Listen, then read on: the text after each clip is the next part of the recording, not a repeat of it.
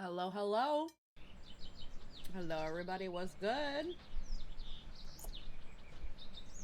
Hello, everybody. How we doing? What's good today?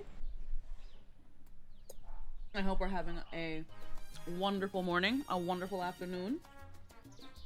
I'm gonna lower this a little bit.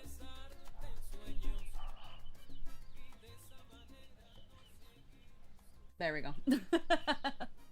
Hello, everybody. How are we doing today? How are we?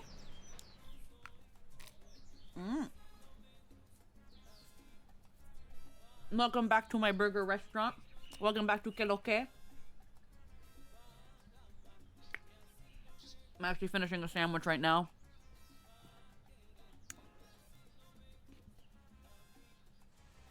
Guys, the internet is on fire. I know that just means it's Monday. But the internet is on fire. Halftime show was lit. Speaking of, I did not watch the halftime show. I did not watch the halftime show because I was over having dinner with Mama Jester,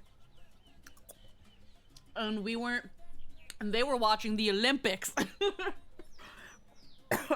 So we didn't watch the halftime show. But I want to ask y'all, I had to double check to make sure it was okay to watch on YouTube, and it is on YouTube.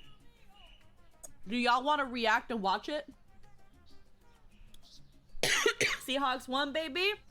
Hell yeah. I have no idea what that means.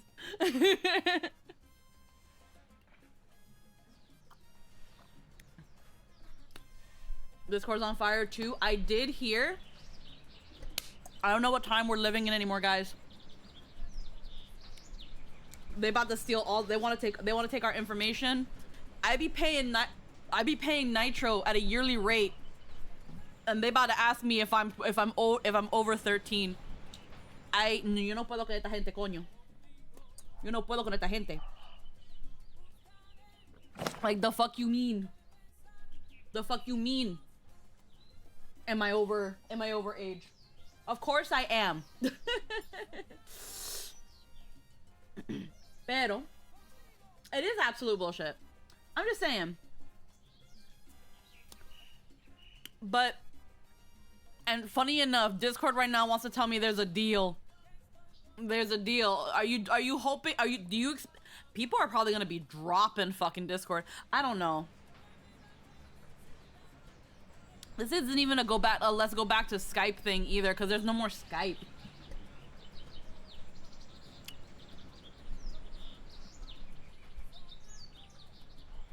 Like, I've already seen so many people dropping Nitro already.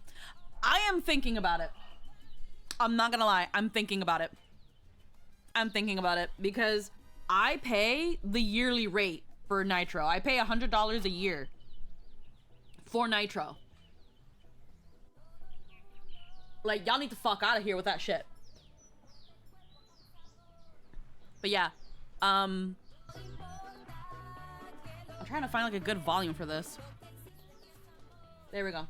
But yeah, I am here being aggressively Latino today, and I haven't even seen the Bad Bunny halftime show. I just be seeing everybody getting mad about a Puerto Rican performing at the halftime show. Like, I saw freaking on freaking Twitter about how apparently Grandpappy was throwing a tantrum because the brown folk are having a party in the middle of football. And I'm just like, yo, really? We gotta see this for ourselves then. Apparently Lady Gaga was there. Everybody's like, they didn't speak a word of English in the halftime show. But I'm like, but I hear Lady Gaga was there. I know she don't speak no Spanish. What do y'all mean? So I know what that means. That means we gotta watch the halftime show, guys. Before we serve up some delicious burgies con el sazón. We season our burgers here in Que Lo Que, con el sazón, con amor y sazón. So it's Pedro Pascal, Jessica Alba, Ricky Martin, who hasn't aged at all. Oh, of course. Of course Ricky Martin ain't aged. Here's the funny thing. Ricky Martin was at this show. This is the man that was telling you to live en la vida loca, cantando en español. This man been singing in Spanish the moment he arrived on the scene. How are people gonna act? How are people gonna act like we haven't been here the whole time? I haven't watched the halftime show myself, but I heard the ads sucked this year. I'm not surprised. I remember being in high school.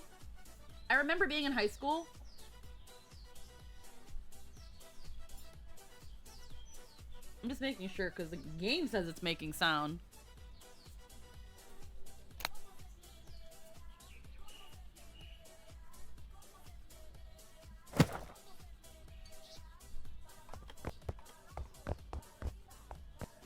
Why is the game so loud?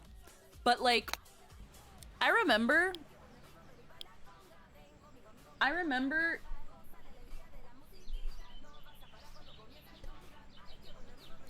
being in high school. After the weekend after the Super Bowl, my teacher would be like, we're gonna watch the advertisements and we're gonna talk about them and we're gonna enjoy them. Apparently they were ass. And this surprises me not. But I also, like, it's really funny how everybody's like, oh, they're trying to, like people always arguing about the halftime show and the pre-show. Apparently Green Day was at the pre-show and they threw some jabs, but nobody talking about that. Nobody talking about, you know why nobody's talking about it? Because it's Green Day. Because it's Green Day. And Green Day always been like this. You can't be like, Green Day is being political, because they always been political. They always been political. So nobody's talking about Green Day. So the problem with Green Day was they didn't throw jabs. I heard they did. I heard they changed up one of their lyrics, I think, in Holiday. Because I think one of the lyrics was the representative of California has the floor. And this is the representative of Epstein Island has the floor.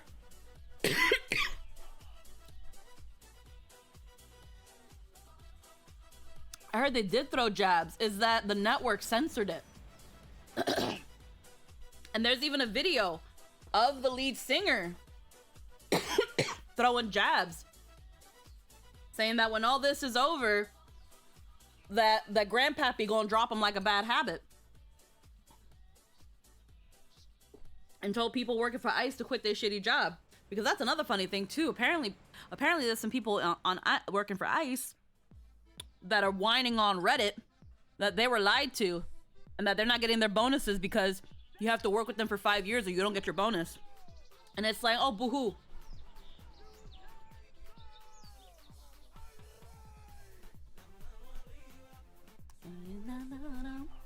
They have a line in American Idiot that they revised to. I'm not part of a MAGA agenda. They didn't do that this year. I can't let go of Discord. I have many friends on it. Honestly, apparently these ID scanners are really stupid. So just print out a picture of Nicolas Cage. It has to be a picture because I think the screen, if you do a screen, it doesn't do it. Take a picture of Nicolas Cage and have the ID scan a picture of Nicolas Cage. They played a tame show. Again, I wouldn't know. I've only saw clips, and because I've avoided watching the halftime show, because if I was going to watch it, I wanted to react to it with you guys. Burgie? Oh, I haven't opened the shot yet, Eggy. We're thinking about if we want to watch the halftime show. But right now I'm being aggressively Latina right now. Because all I know is that Bad Bunny did his show and people still got pressed. So I'm just being aggressively Latina. Oy, oy, oy. So right now, the halftime show. The halftime show that happened yesterday, Eggy. So now I'm being aggressively Latina. Because what the fuck you mean? People being who they are. Like, y'all can't be acting like y'all didn't go to the Latin parties. They're the most poppin'. Y'all can't be acting like y'all didn't enjoy fucking Encanto. Don't act like you didn't take your kid to Encanto.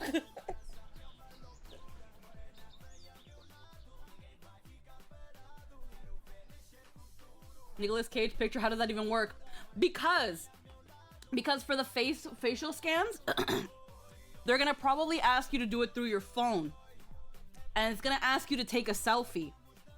So if you print out a picture of Nicolas Cage or any old famous man, because a lot of these camera scan apps, this is not trying to make a statement, this is actually just a point. They're not trained on different facial types and skin types and facial structures. They don't factor that everybody ages a little differently, that some people have more collagen in their skin and will look younger than their age.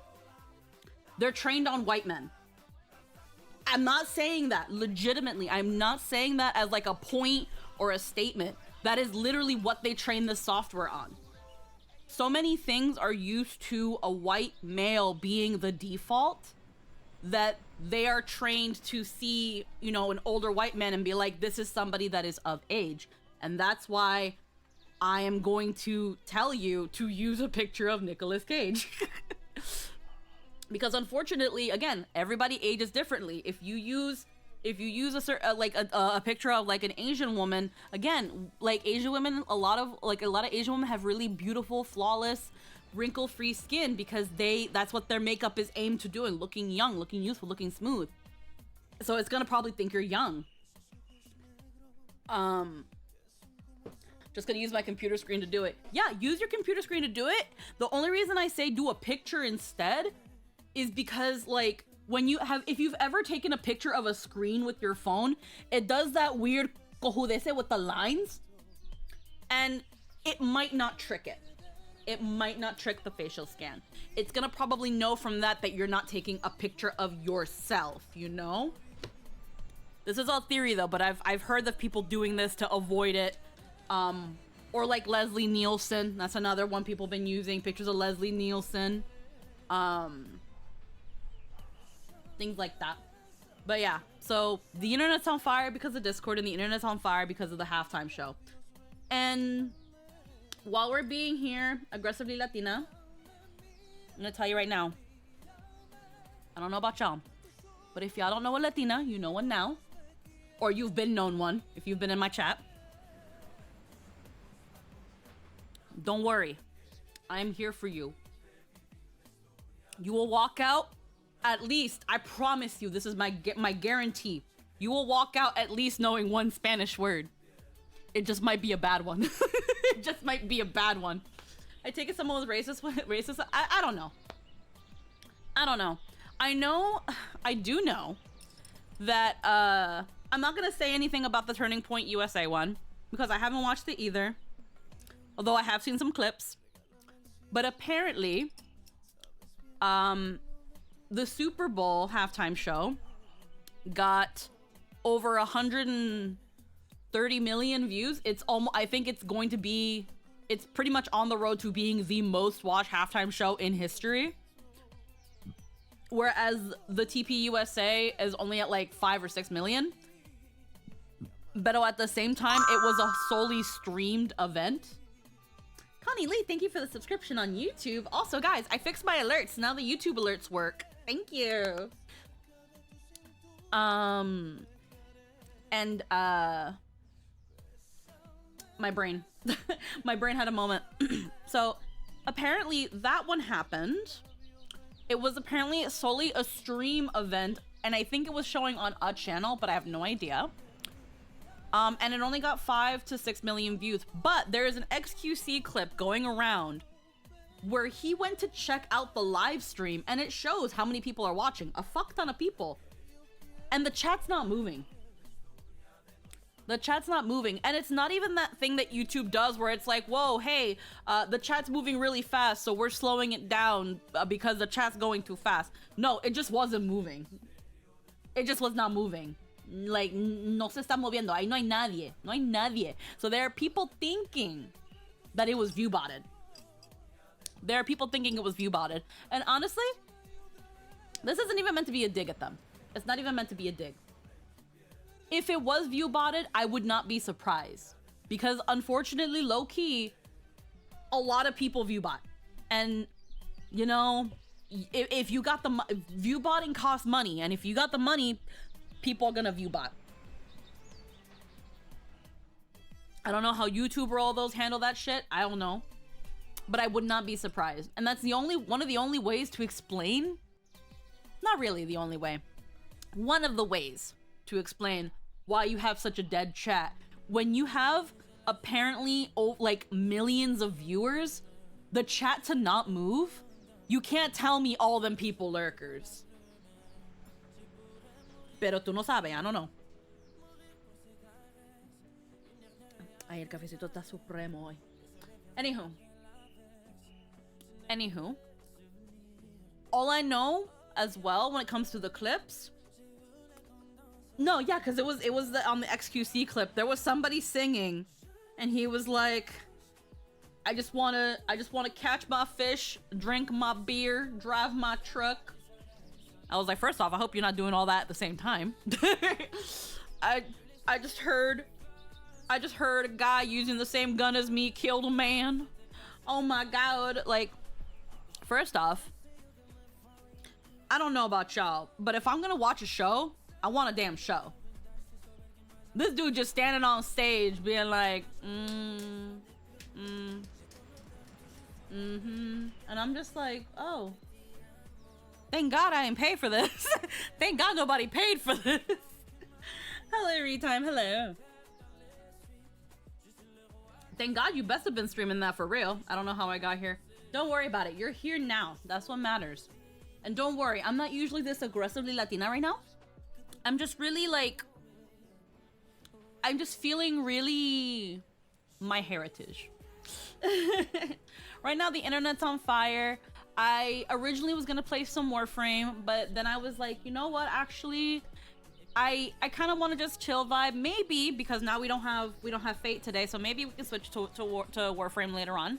But I kind of wanted to chill. I wanted to make you guys some burgies over here in my little burger shop, que lo que, where we know what's good con amor y sabor. Personally, I watched via Telemundo. Antennas are useful. Telemundo! Hey, yo. Hey, Drill. How you doing? So, now... I am thinking of watching the halftime show. We're gonna react to it. Obviously, I don't want to be... I have no idea if they're bonking people for this. Understandably pissed today? Ooh. I don't know if it's like we could get bonked. So I'm gonna be pausing in periods. Because, just to kind of not have the content ID be like all fucky wucky. A family member suddenly got tricked by someone streaming Madden saying it was the Super Bowl. Oh, yo, you know how sometimes I actually saw this clip too. There was a bar in Florida because during the Super Bowl, luckily they figured it out before the halftime. Oh, thank God. So there was a bar, I think, in Florida.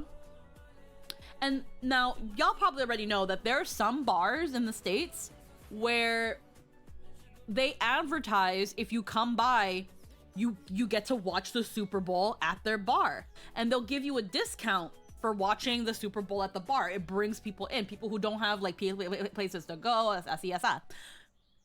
And the deal is, you come into the bar, you get discounted wings and beer, and you get to watch the Super Bowl with us. Well, a bar in Florida, when it came time for the halftime show, they changed all the TVs to the TP USA one. And to be real, if that was me, I'd be like, okay, first off, you just lied to me, because the TP USA one is not the halftime show. It's an alternative option to the halftime show. It's not the halftime show. That's why they couldn't call it, you know, they're calling it like the All-American halftime show, but it's not the halftime show. So if you're gonna advertise to me that we're gonna watch the Super Bowl, we are watching the Super Bowl in its entirety, you don't get to change the channel. Pero, whatever, that's what they advertised. Apparently a guy got mad and was like, yo, y'all, this ain't the halftime show. And he's like, yeah, it is. It's called the halftime show. It's called the All-American halftime show. It's the halftime show. You're watching the halftime show. And it's like, no, bud, you advertised in your bar that we are gonna watch the entire Super Bowl and y'all doing this. And to be fair, I wouldn't kick up a fuss. I'd just be like, I'm going home. I'm paying my tab and I'm going home. Oh, why? Because y'all lied to me. Because y'all lied to me. This is a halftime show. No, it ain't.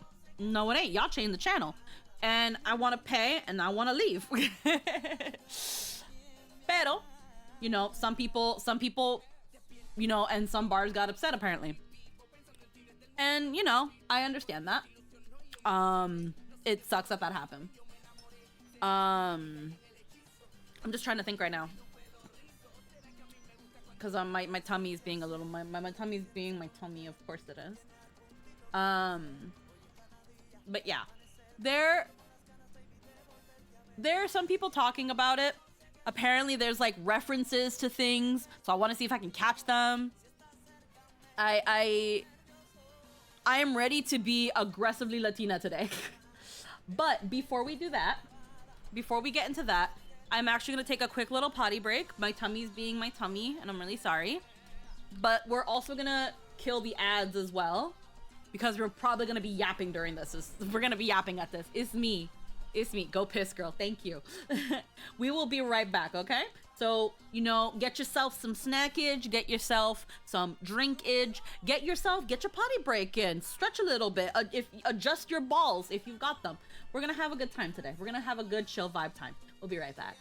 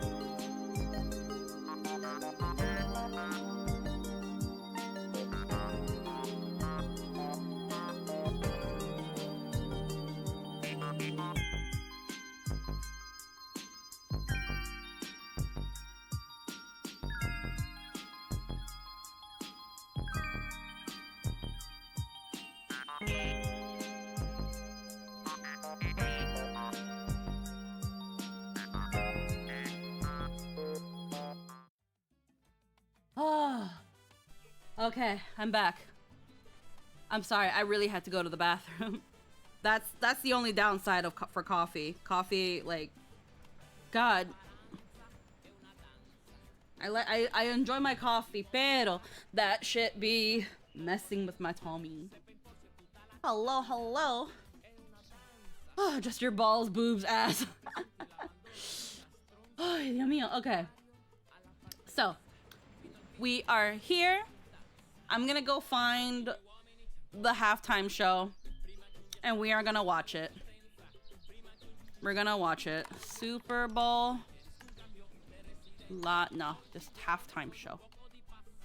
Halftime show. Quick question, Squeaky. If you don't mind it, in the final session of GG, what did you think of Lana's Casino Afterlife and our boy ending up there?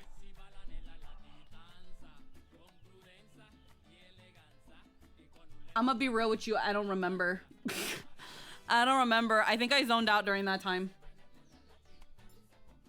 I'll let y'all know that I multitask a lot. I don't even remember that happening. I don't mind the question. It's just I don't have an answer to it. I need to re-listen to sessions sometimes so that I can remember what happened in them previously, because I'm usually multitasking. When it's not my turn, I'm still trying to listen, but I'm doing other things, which is also why I go on mute. I wish the mute button wasn't symbolized by my picture graying out, but it is. Because I don't do the super mute on my Wave XLR because then I forget. But if that's actually what happened, then I don't know. I think that's pretty fitting. Desmond is a believer of Lana, and I can't answer that question. I'm gonna be real with you. I can't answer that question. I don't fucking know. I don't feel anything because I didn't even know that happened. I'm gonna cut the shit right now. I don't know how to answer that. So I'm really sorry. You got a favorite moment from last game? The ones that involved me. I'm gonna be real with y'all. I'm gonna be real with y'all. Like, yeah, I'm not saying this, his name in case for spoiler reason, lol, fair. I'm gonna be real with y'all. I only be paying so much attention when I'm not actively doing something. And I'm pretty sure that's true of any person who plays a tabletop game. I'm not always 100% there. That's why, again, whenever I do, that's why sometimes I listen back to it, because now that way I'm no longer in that player mindset where I have to be the character. And I can just kind of lay back and literally absorb what's going on. As well, again, I'm not like multitasking. So I'm not always there. I'm not always there. I'm usually like half listening, because that way if someone says something or does something and I feel my character can react, then I can jump in there, but I'm not hyper attentive.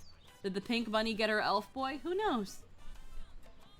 Who knows? I won't talk about it because it might be spoilers for people who haven't listened to the remaining last bit of Gilligan's Pit.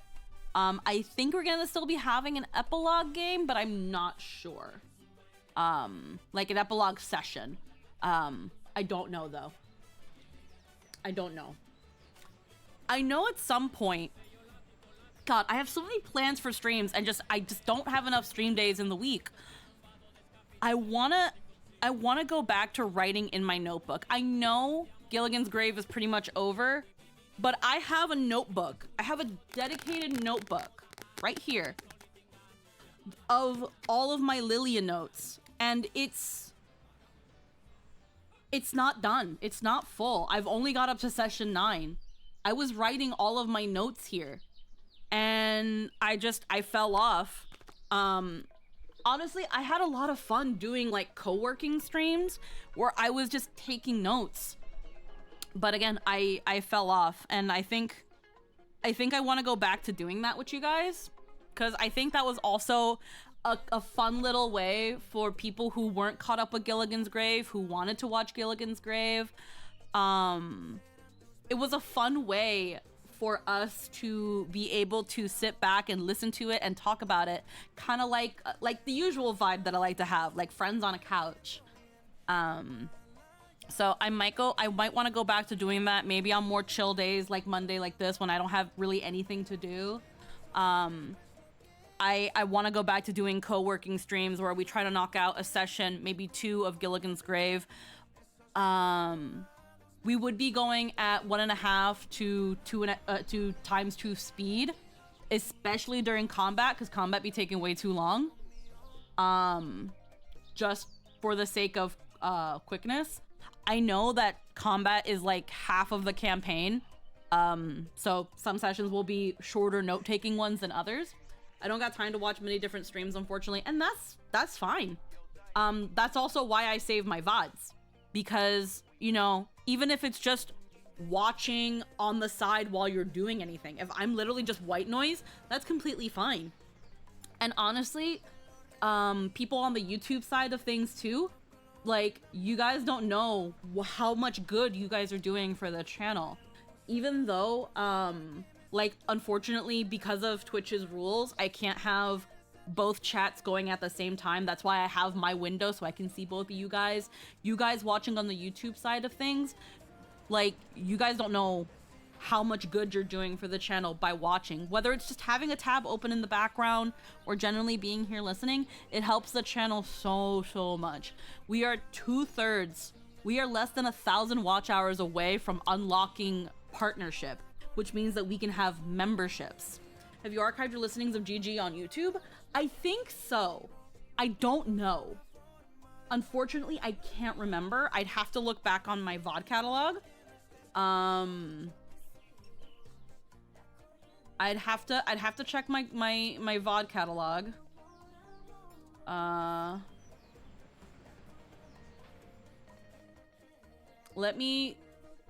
Give me a quick moment to see.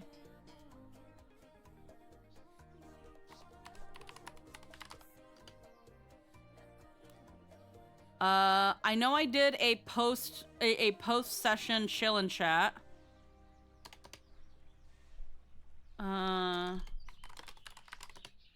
Note taking. I might not have saved them because it was just me playing the session and talking about them. If I hadn't saved them before, I'll probably do that now. Maybe it could be its own playlist. Maybe. I would... If it was anywhere, it would be in the random Just Chatting playlist on the secondary channel, on the VOD channel, which you guys can check out the VOD's channel. But let's see. I'm just looking here. It would have been quite a bit ago. I know I had Gilligan's Grave playing during the Donathon while I was taking a little nap.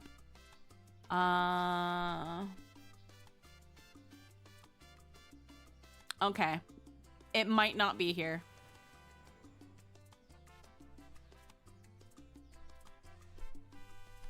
No, it might not be here. No, I don't think it's here. Okay, good to know. I'm gonna say this right now. I'm gonna do a Twitch poll.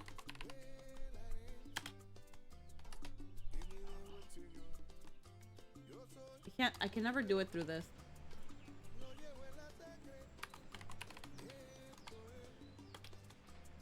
Let's see.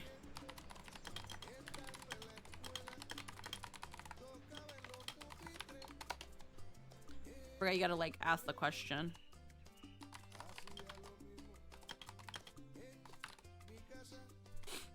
How would you watch it? Like co-watch?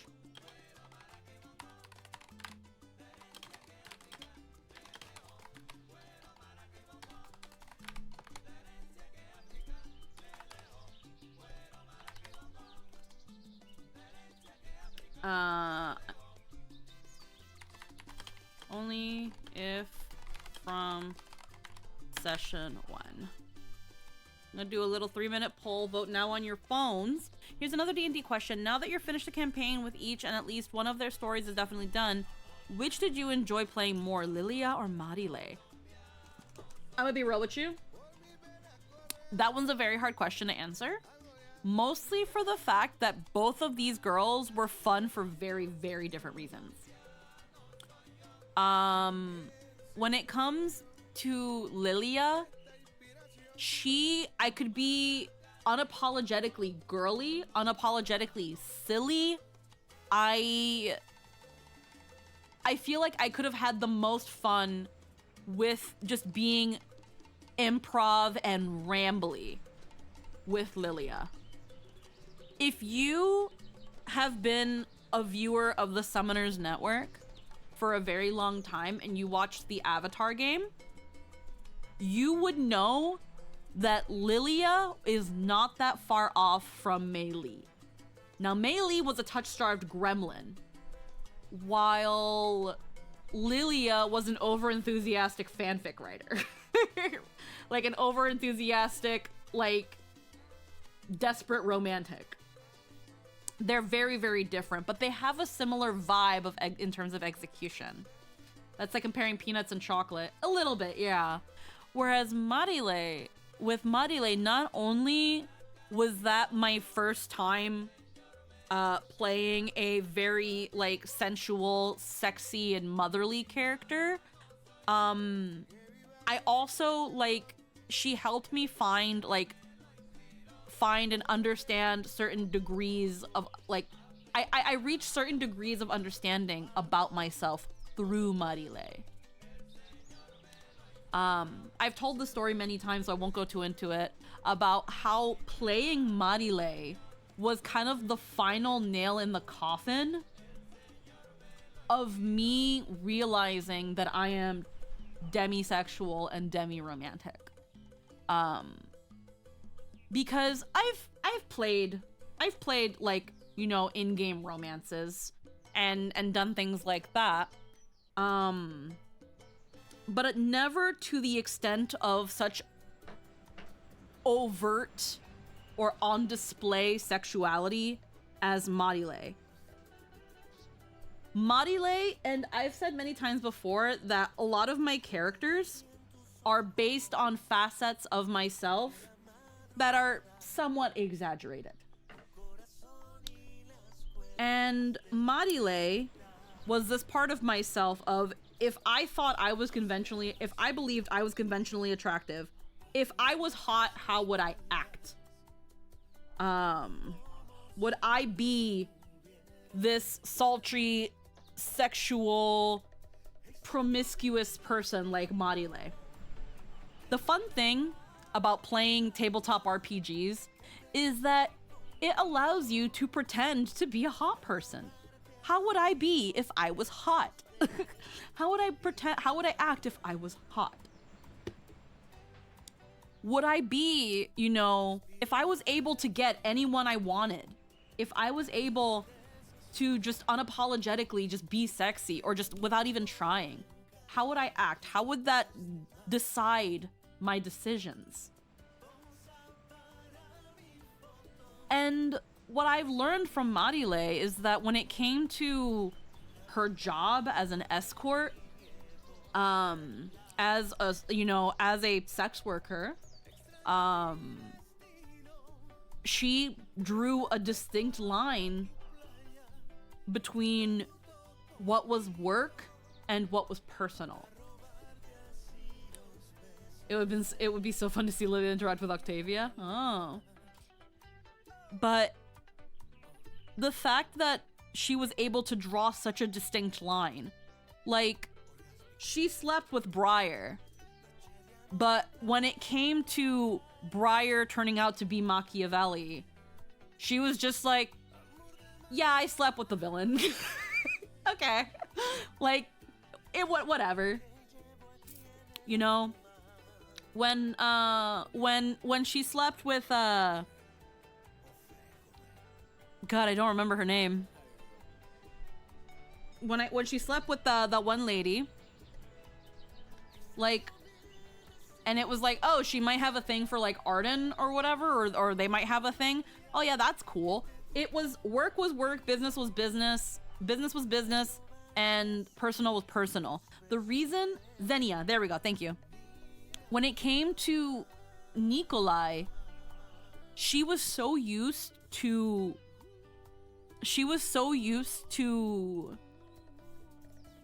seeing sex as a business thing that, and I've said it many different times, but it's still generally the same, that the way she saw sex was such a business transactional thing, and knowing how Nikolai was, she wasn't sure that she was good enough. She was like, she said it to Fio before, that Nicolo doesn't deserve someone who has sex so easily as I do. Hello, Noelle. People are asking me D&D questions, and then we'll watch the halftime show, I swear. And because Nicolo is not like me, Nicolo probably doesn't have experiences like that, like me, he probably sees sex as a very personal, intimate thing, and I don't know how to do that. I've never had a chance to do that. And if Nicolo is going to be with someone, he needs someone who can give it. She never thought she was good enough for Nicolo. Like, she's told Fio she can get anybody she wants, and she does not see herself as less than compared to anybody but Nicolo. She always considered herself, she would never be good enough for Nicolo. He was too good for her. But when Fio said things of like, that's not, you don't have a say in that. While she was still a little bit apprehensive, she took her time accepting Nikolai. And again, when it comes back to me, I see sex as a very, very personal and intimate thing. I cannot, and I do not feel sexual attraction towards people that I do not know. And even if I do know somebody well enough, even if I do have a lot of trust for someone well enough, that doesn't mean I want to now. That doesn't mean that the door is open and we can freaking fuck. Like, no, I still have to be physically attracted to you. Like, I still have a standard in what I find attractive and what isn't. Like, unfortunately, the pathway of getting in my pants is an obstacle course. It's a fucking obstacle course. And not because I decided it. It's just literally how it is. You have to... It is a rigorous vetting process that I had no real say in until I kind of realized this. Just remembering the scene of Nikolai asking Marile to charm him before the Lilith fight, and God, do I love that scene. Yeah. Yeah, no, I remember that scene too, and I love it because he's like, oh, if you put the charm on me, then Lilith can't charm me. And she's like, okay, you know, bada bing, bada boom. And he's like, did you do it yet? Like, yeah, I did it. Do you feel any different? He's like, no, I don't feel any different. Because he's always loved Marile. I think that is amazing. That is amazing, and and it's a thing of it didn't immediately connect the dots. Niccolo because Niccolo is just such a good boy, and is so very like focused on certain things that he doesn't realize the subtleties, or it takes him a while to to realize certain caveats and things. It's only until he has a moment to realize and think about, now why did Marile's charm not work? Or has it been working the whole time? Or is there something greater that overrides this? Why do I feel no different? Like, he's seen people be charmed. Why is he not acting that way? But yeah. Marile helped me kind of explore that hypothetical scenario. And through Marile, I was able to realize that, one, I could never do what she does. I could never do what she does. And that even if she did live that way, that doesn't mean that she can't have these moments of, like, vulnerability and inexperience. Marile is someone who knows her way around people's physical bodies, but doesn't know people's minds. Exploring the idea of romance, exploring the idea of understanding one another and loving each other, no physical contact required, is a whole new territory for Marile that she doesn't know how to traverse. So even though she physically was not a virgin, quote unquote, this was still like her virginity, if that makes any sense. This was in a way exploring like the true quote unquote virgin experience. She still was able to have that experience of having a crush on someone, not feeling like you're good enough. Well, what if he likes me? What if he doesn't like me? You know, well, if he doesn't like me, can we still be like this? Can we still be like that? Like, she was able to still go through the path of falling in love and realizing that someone loves her despite everything she's already gone through. She was still able to have that pure experience. Right, that scene. Oh, that one was cute. Reminds me of Ajisai downing a love potion to see how she feels about Regan, and she just says, I don't feel any different. Marile purposefully putting herself in danger in order of the swords helicopter before Niccolo saves her with both entertaining. The virgin experience sounds like an insult term. I can't think of a better one right now. Just like the true new to love experience, I guess. I don't know. But yeah. And yeah, no, Marile has shown that she will do just about anything for Niccolo, and another thing she's also told Fio is that in general, she will never let anybody kill her. If anyone tries to kill her, she will fight for her life. But if that person is ever Niccolo, she will gladly let him kill her.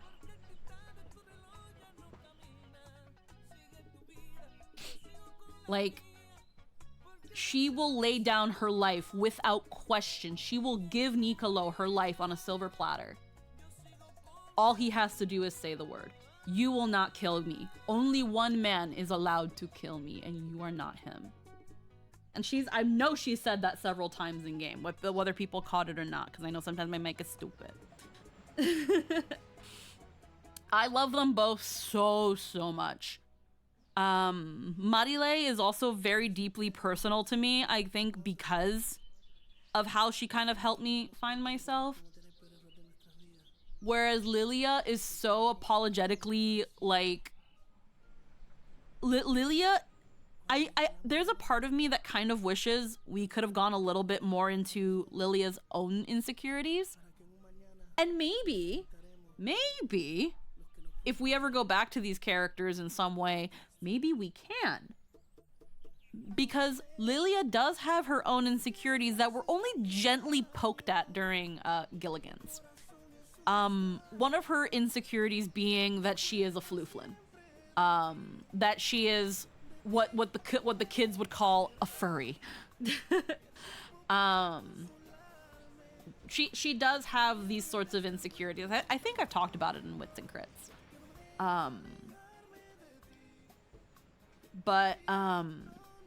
Yeah, I love them for very different reasons. It's very hard to say which one I prefer playing the most. Both of them were very fun in their own ways. Lilia's story did get a little cooped up by Saun's angst. Yes, that is also the thing. Saun has so much angst and his own batch of insecurities and inferiority and feelings of inferiority and survivor's guilt that it completely shadows over Lilia's, well, I'm a fluffy bunny. How could you like a fluffy bunny? But who knows? Maybe we'll explore a little bit of that. It's not that deep. I'm gonna be real with you, though. It's not that deep. Lilia's insecurity is just that, you know, growing up in a town where there's very little flooflins, I think her family was probably the only, if not one of very few flooflin families. So there's not many people like her. And because she works in the tourist industry, she's seen a lot of people. She's probably seen a lot of influential people, a lot of, you know, a lot of different races and different levels and ideas of beauty. And at times feel like, wow, I wish I could be that pretty. You know, things like that. Marile felt very emotionally powerful throughout DMS. Lilia was a somewhat heroic sweetheart who brought some light to a dark series of events. And that's another thing too. Again, if you guys, I'm not gonna recommend Avatar because it's a very long session. But if I was to recommend Avatar, if you pay attention to Mei Li, especially in the latter half of Avatar, you will see a lot of where Lilia comes from. But Mei Li is very much a different angle, and leans a lot more into the gremlin.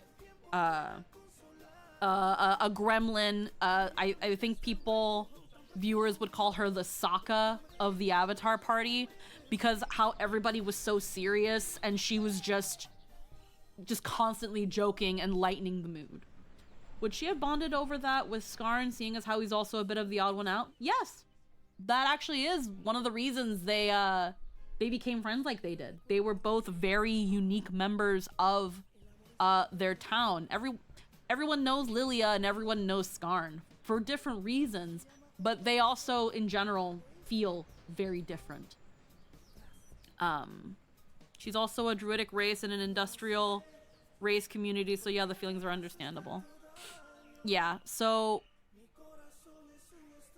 yeah, she and Skarn initially bonded over how different they are. And that feeling of, we're very different, people look at us differently, we should stick together. But at the same time, and like Segi and I have also talked about in Wits and Crits, that if we were to compare the style of friendship that they have, like, we would say that they're childhood friends, But like there's levels of childhood friend. I've known this person since I was in like kindergarten and we just grew up together. I've known this person since high school, and you know, we were starting to really figure each other out and figure ourselves out, and we went from there. And what we both landed on was like, we're like childhood friends in the sense that they met in middle school, in the equivalent of middle school, where you're still really immature, your likes are kind of shallow, and you're trying to act like what you think an adult should be, but you don't really know what the hell you're doing, but like in a worse way than high school. Whereas in high school, especially the latter half, you should be getting a general idea of who you are and where you're gonna go. Middle school, you think you know all that, but you really don't.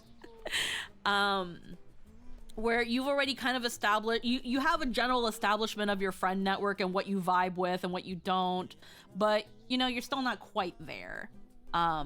Middle school friendship is where we were both like, yeah, middle school friendship sounds like what it is. So they both had their personalities already kind of like set in stone, like starting to get set in stone.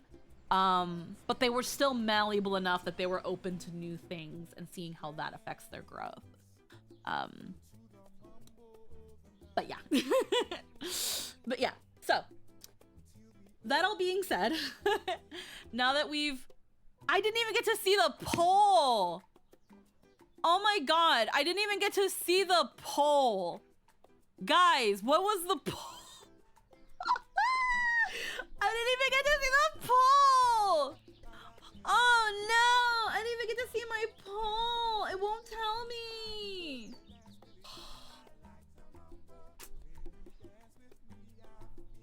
Bruh.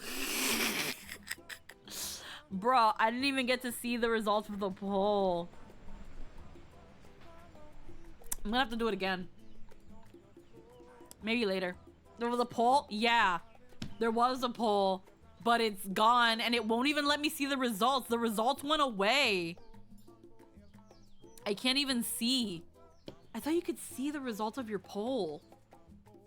I think it went away after a bit. I can't find it. Oh wait, here we go. Here we go. View results. View results. Okay, only 3 people. Only 3 people voted and it was for yes. Okay, good to know. Good to know. We won't worry about it. What we are gonna worry about is this halftime show. I am gonna really quickly, I'm gonna do this. We are gonna watch a halftime show. We're gonna react to it. And I'm gonna try not to go like too loud with this. I'm gonna try not to go too loud so I don't get fucking bonked by content ID.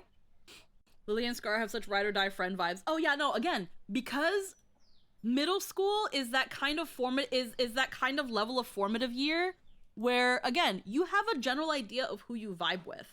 The way I explained it was like, when you're in elementary school, when you're in kindergarten, it's, you know, you become friends with someone for a very shallow reason. Do you like Pokemon? Do you like SpongeBob? Do you like Blue? We're friends now. It's very simple. Then as you're in middle school and you start like knowing what you really like, but you're not sure about like how that evolves with people, you start like, you know, having dynamics with other people. Parts about people that, while you might not super care for that, that doesn't change how you feel about them. You know, you start realizing that everybody's different in a way. Or you should be.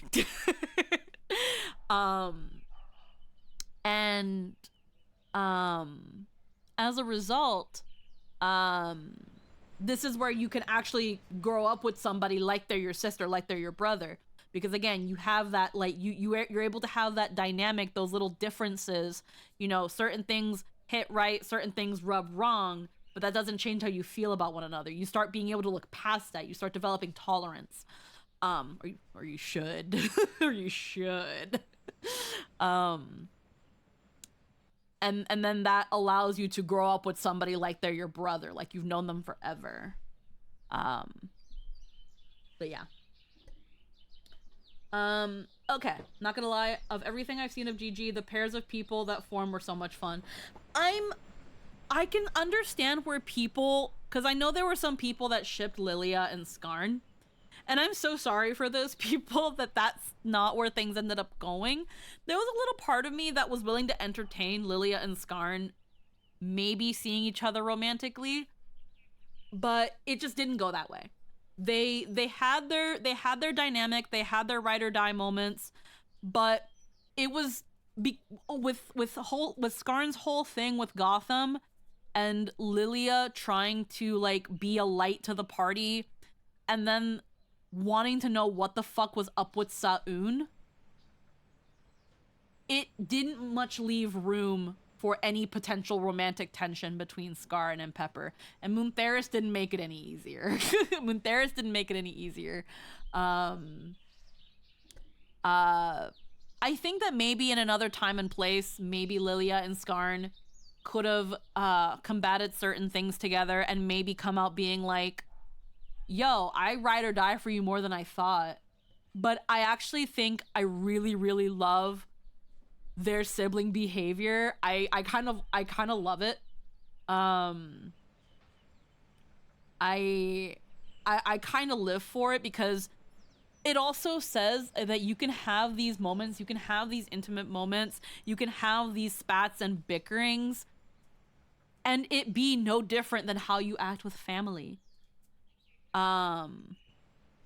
And it just shows that like there are so many forms of deep love than just romantic. And this is coming from me, who is a huge shipping whore. Like that you can just have this dynamic and it be completely platonic and sibling like.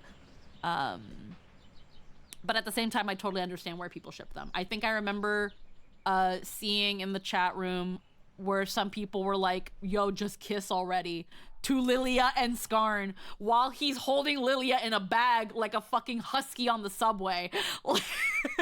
Just kiss already. Like, what? Pero I feel you need Sa'un to not be in the pits for there to be any real chance. Yeah, essentially, Sa'un just like a subway on the husky, like a husky on a subway. Yes. Like, what I think needed to happen, because Logan had told me that he was completely, he thought people were going to antagonize Sa'un more. That he was ready for people to see Sa'un as a villain, and for Lilia to see Sa'un as a villain who won't tell her things. And that was a way it could have gone. Unfortunately, Lilia, again, is a hopeless romantic, and Sa'un is hot. And Sa'un is really hot. Also, the joke Logan made pointing out how if they were different ships, how much that moment would be such ship fuel. Oh, yeah. Like, I'm sorry, Sa'un was so fucking hot, and he just had this air of someone who was more mysterious in that sad, lonely sort of way, of someone who is so like down on himself that he won't even allow himself company, versus someone who's trying to be dark and mysterious because you guys are just gonna drag him down. You guys aren't good enough to know what's up with him. Sa'un did not have that vibe at all. He was just a lonely boy, just a lonely boyo. And there's no way, like, even though there were some things where it was like, why won't you tell me these things? You're hiding something. Sa'un didn't look at it as someone like, you wish I could tell you what was going on. No, he looked at her like, I wish I could tell you, but I can't, and it kills me that I can't tell you these things. He always had, if he did smile, he had such a sad smile that screamed, if I wasn't in my situation, I would tell you everything. And Lilia cannot be mad at that. Lilia cannot hate that. And because of that, there was just a mysticism that drew her to Sa'un, that she might not be able to learn everything, but what can she learn? Even if she'll never know what he was hiding, just even learning about him and keeping this person company, is something that she can do. And again, hopeless romantic. Hopeless romantic. Oh my god. What a mysterious, sad loner. But yeah, Saun has kicked puppy energy. Exactly. He has sad kicked puppy in a box energy. And like, again, and he is such a retriever. Oh my god, he is such a retriever. Like, again, he absolutely does have that like puppy in a soggy box in a rainstorm. That just sad retriever puppy. I can probably fix him, but whatever is wrong with him is way hotter. I wouldn't say that, actually, Bardu. Because she doesn't see anything wrong with Saun. She just sees someone who is caught in a very unfortunate series of fate. Who fate has been cruel to. And yet, despite fate having been so cruel to him, he is trying to be better. Even when she learned about some of the things he did as samurai, it was like, oh damn. It was like, you were a child. You were told, you know, certain things.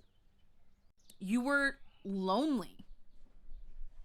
You kind of didn't know better. Let me grab something really quick. And then we're gonna get to the halftime show. We're delaying so much. Delaying so much. Delaying so much. These days I need to tell you about Evan Kelp. I have no idea who that is. Okay. Okay. Hello, Emoji Puppy Girl. All right. Like I said, we are going to watch the halftime show. We'll be stopping in a couple times. One, so that we don't get bonked by content ID, but also so that we can like discuss, and I can, if I end up feeling feelings, we can go from there. But let me just check some audio stuff real quick and then we'll get into it.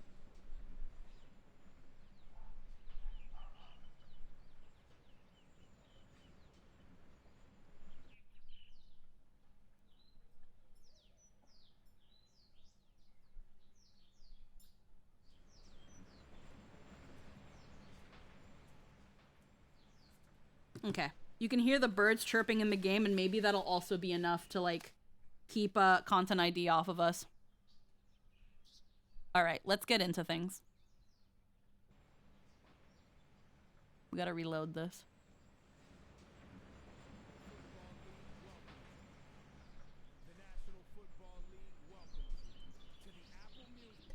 Hold on, I'm trying to...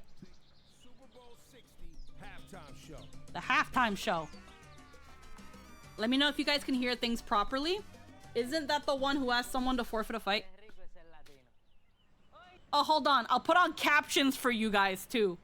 I'll put on captions for some of y'all. Because apparently some people complained that it wasn't in English enough. That there was no English.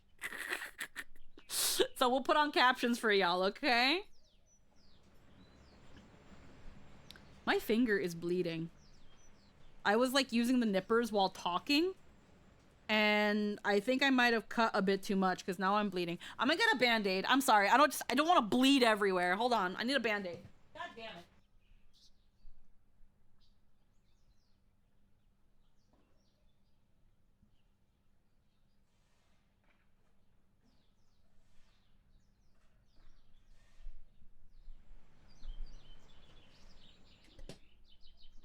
I also want to preface this that I have not, as far as I know, listened to a Bad Bunny song. I have not seen the halftime show. And we are just gonna take it for what it is, although I do know Lady Gaga's in it. Stop bleeding when you don't have to. Yeah, I know, right? It's always fucking something. Anywho. Alright, let's go. I just know it's aggressively Latino. Ba, ba, ba, ba, ba.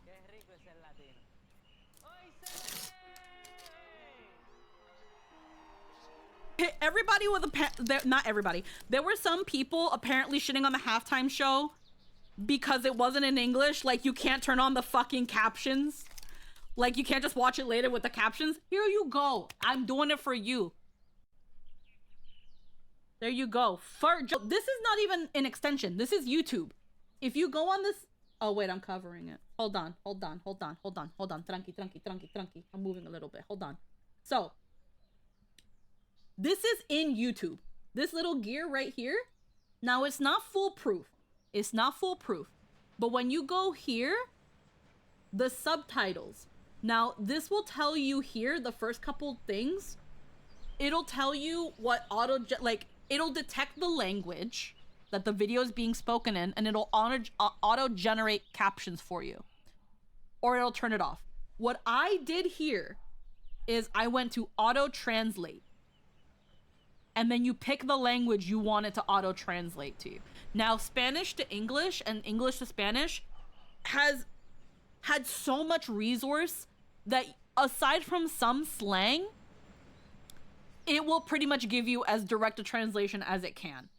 But you can do this on YouTube, and that's what we have it on. We have it on Spanish,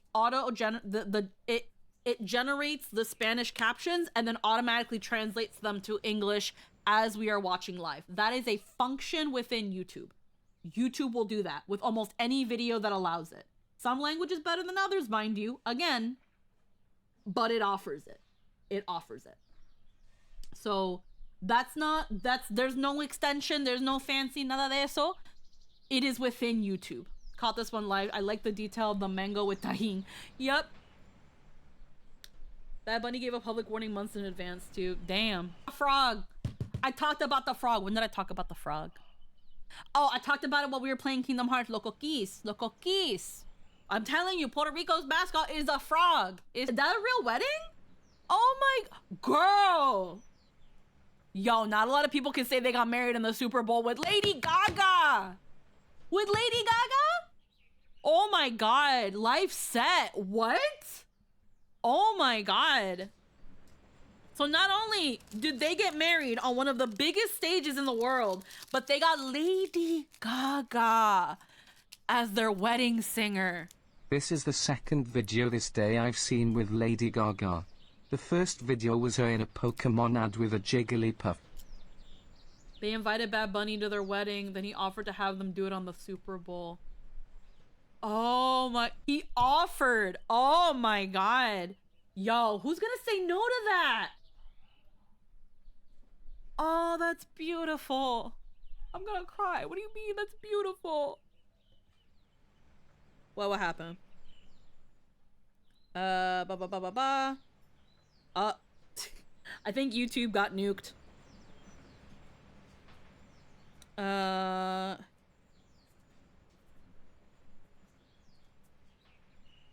think the YouTube side got bonked. Let me check. Hold on. I could be wrong. I think YouTube side got bonked. I think YouTube side got bonked. I'm gonna check Twitch. We're still good on Twitch. YouTube loves getting bonked. Fuck, they took you down on YouTube. Yeah, no, that's fine. Let's see. Okay. Oh, wait. I think they put us back on. It says I'm live still. No stream available for Paul. Okay. Yeah, they did. Let's see. Okay, so here's what I'm gonna do. Give me one moment. We're gonna have to... We got bonked on YouTube. That's okay. That's okay. Don't worry. I think... let me see. I can't see the...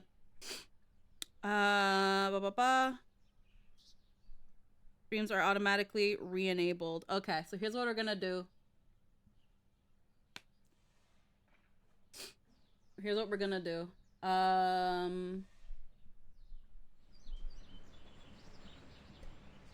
It's still, well, Restream still says I'm streaming. And then let me, whoop, whoop.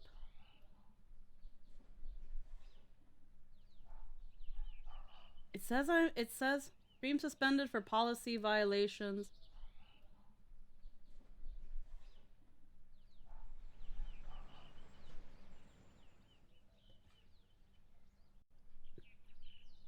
And then it just stopped me like halfway. How does it know?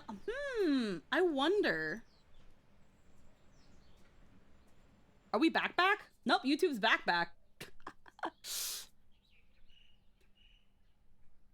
I think YouTube's back. Oh, that's funny.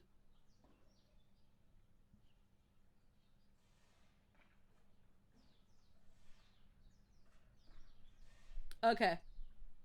Okay, so if... Oh, I wonder how I'm gonna do this. So, yeah. No, like... So, YouTube is back.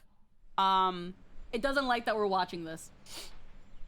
So, what I'm... What do I do in this instance? I wonder if I should bring my layout.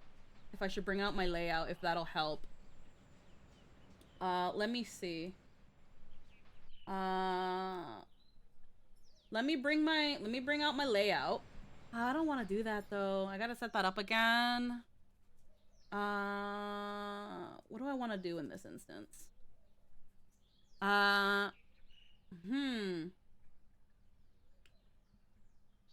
Well, if you guys reload the page on YouTube side, it will bring you guys back. That being said, by all means, ay,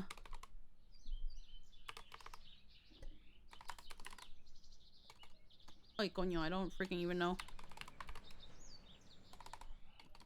Ba ba ba ba ba.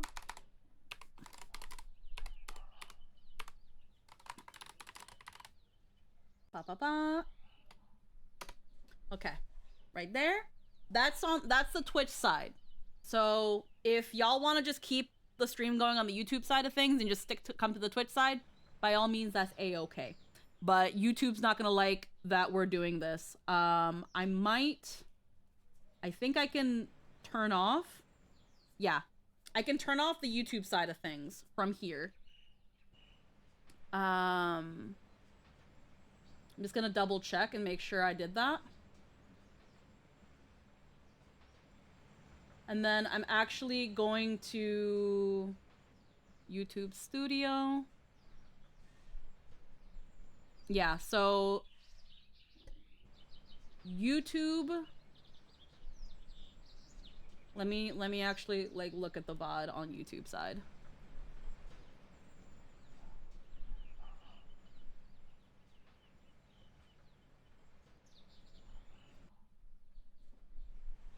Yeah, they literally just suspend the stream until it was like, oh, she's not playing it anymore. Okay, cool. Wow, really?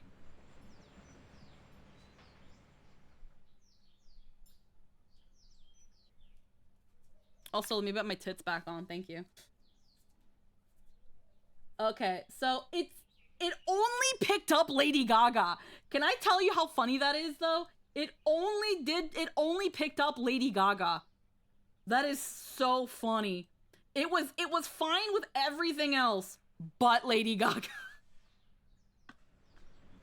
That is so funny. That is so funny. Okay, we turned off the YouTube side of things. Unfortunately, I do not decide what happens. YouTube wants to bonk things.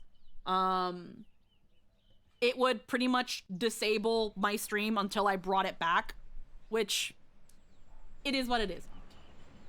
Alrighty, so let us continue. So that just like distracted me from everything. We're gonna go back a little bit to before Lady Gaga comes. He's like, one day you guys are gonna be up here and I'm gonna support you because nobody supported me. And that's crazy. That's crazy to me. Well, it's not. It's a very simple thing of Lady Gaga saying that. Because I remember when she was when she was really popping off a long time ago, how there was so many people judging her and judging her songs and hating on her.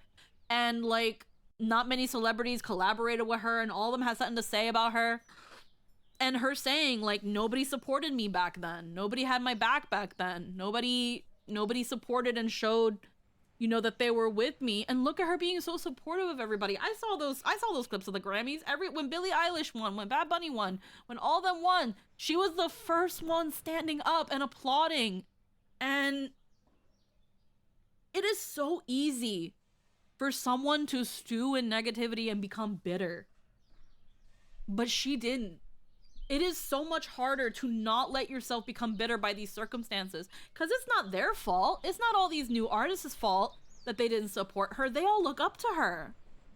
They would have been there for her during her moment, but she's gonna be there because it's about supporting one another, guys. Damn. Que yo no quiero que pasa contigo lo que pasó a Hawaii. First off, damn, the power outage. Se fue la luz. Se fue la luz. First off, now, I am Dominican and Peruvian, and I have only been to the homeland once, but at least I've gone. Peru wasn't that bad off, but DR, just as much, I think, as Puerto Rico. Yes, the power grid in Puerto Rico's fucked. It sucks. If you don't live in the rich neighborhoods, the gentrified neighborhoods, your power sucks. Your power be going down all the time. And it's similar, not exactly the same, is similar in DR. It happened a couple times when I was visiting when I was really young. Que se fue la luz. Se fue la luz. The light went down. The light's gone. Where and it happens pretty frequently because of the power grids. And the areas where los ricos van, los gringos ricos, the rich white people go, the resorts, the hoteles, y toda esa cosa, they have much better power grids. Because God forbid, God forbid, the white man can't watch Gilmore Girls in their hotel. I'm gonna keep bringing up Gilmore Girls because it's so easy. And it's unfair, but it's common. And it's almost another part of life at that point. I remember the power went out on us and it was like, it was sundown, it was getting dark. And I remember, you know, every Latino family, especialmente in the Caribbean and the islands where they got the shitty power infrastructure, every Latino family has a stock of candles and flashlights. Flashlights, candles, matches, because when the light goes off, you still gotta do shit. And I remember having to I wanted to take a bath. I wanted to take a shower. And I was young, but I wanted to take a shower. Me quería bañar. And there was no hot water. Because when the electricity goes down, se va el agua caliente también. You lose the hot water because that's electricity. So then imagine the only thing that would still work were the stoves. The stoves would still work because they're gas stoves. They're old gas stoves. So what would happen is that, well, now you have to take a bath because you can't shower. So what they would do, anybody who had to take a bath, they would boil water because the taps would still work. So they would boil they would fill a couple pots with water, and for every pot of boiling water, you put a pot of cold water until until you fill the tub, and then you keep pouring hot water until it's like tibia that you can bathe in. And it couldn't be all the way full because depending on how long the power outage is going to be, you have to also conserve water. So you know, the little kids, the really little kids, you all bathe together now. All of y'all taking a bath together because it conserves water. And thankfully I didn't have to take a bath with like any of my cousins and stuff, but like los niños chiquititos, the really small kid, round them up. We're gonna do 2-3 at a time. En la bañera, get in the bathtub, the power's out, we gotta get clean. The adults, depending on how much water you'd have to use, mom and dad or tío and tía, you know, if they can wait another day, if there's a baby and you have the baby wipes, wipe yourself down. Tenemos que conservar agua. And you know, you do that until the power comes back up. That happened. And apparently it happens really frequent in Puerto Rico that the power goes out. It happens in a lot of Latin American countries. As a kid, siblings and I'd be sharing the bathtub water. When one was done, the next one went in. Yeah, or you all went in at the same time. And I remember, like, you'll hear about it in countries like Honduras. I heard about it when Runaway was studying to be a doctor, or it's a different story, but like in Latin America, with some power line structures, their power grids be so shit that imagine being in a hospital, getting a life-saving surgery or giving a life-saving surgery, and the power goes out. And the power goes out. They are so prepared. They try their best to be so prepared for that, because the power outage is not an excuse for losing somebody. That's why they're also a lot more strict with certain things. There's a procedure for everything. I can't speak too much on that experience. Runaway would be able to tell it better. But like, you hear it, especially as well in Honduras, in the hospitals, the power be going out because, again, those power grids aren't that good, and the ones that are good are where the tourists go, because God forbid the power goes out when the tourists are doing something. But you know, it is what it is. And tourism is one of the biggest economies in these Latin American countries, especially during the winter. Everybody want to go to South America. Everybody want to go to Mexico. Everybody want to go to Puerto Rico. Everybody want to go to DR, because y'all need to escape, because, you know, y'all don't want to deal with the snow. And I understand that.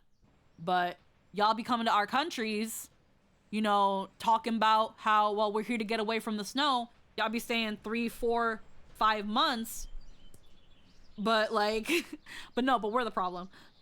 Yeah, I heard from one, living condition in Latin America for natives isn't great. It's not the best. And on top of that, because tourism is such a big economy in these countries, it displaces the natives that live there.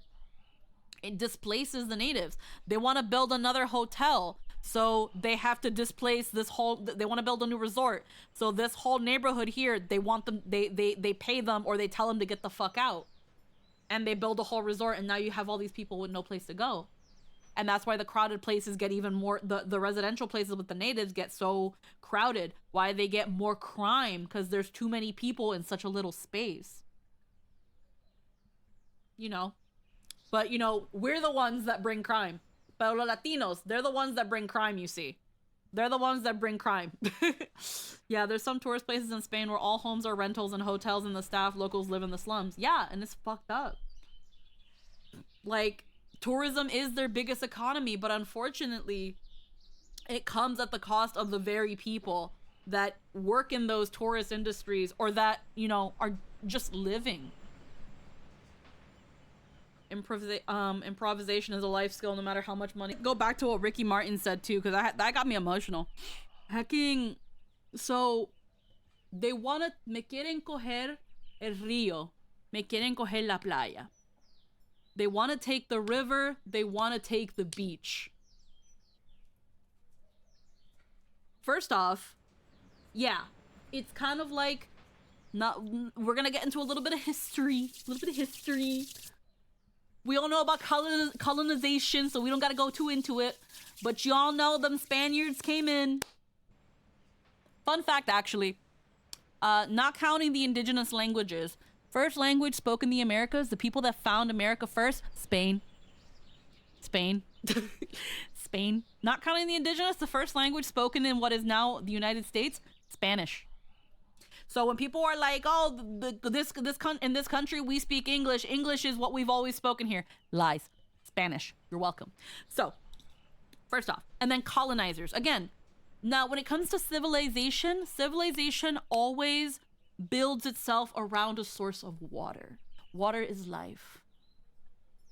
So when the colonizers came in, they go to the villages. They go to where societies are, and they take over. They take the rivers. They take what gives us life. Me quieren quitar me quieren coger la playa. They want to take the beach. Even though colonization isn't much a thing anymore, tourism is. And tourism and gentrification, whether y'all want to really have this discussion or not, is another form, is more like modern colonization. Now, instead of taking our cities, instead of taking your cities and your homes and your villages, now they're taking the things that make these countries beautiful. They take the beaches. The beaches in DR, the beaches in Puerto Rico, the beaches in South America, in Mexico, Cabo, Cancun. Now, all the resorts are there. All the resorts for the Americans and the Canadians and the Europeans. They've taken the beautiful beaches.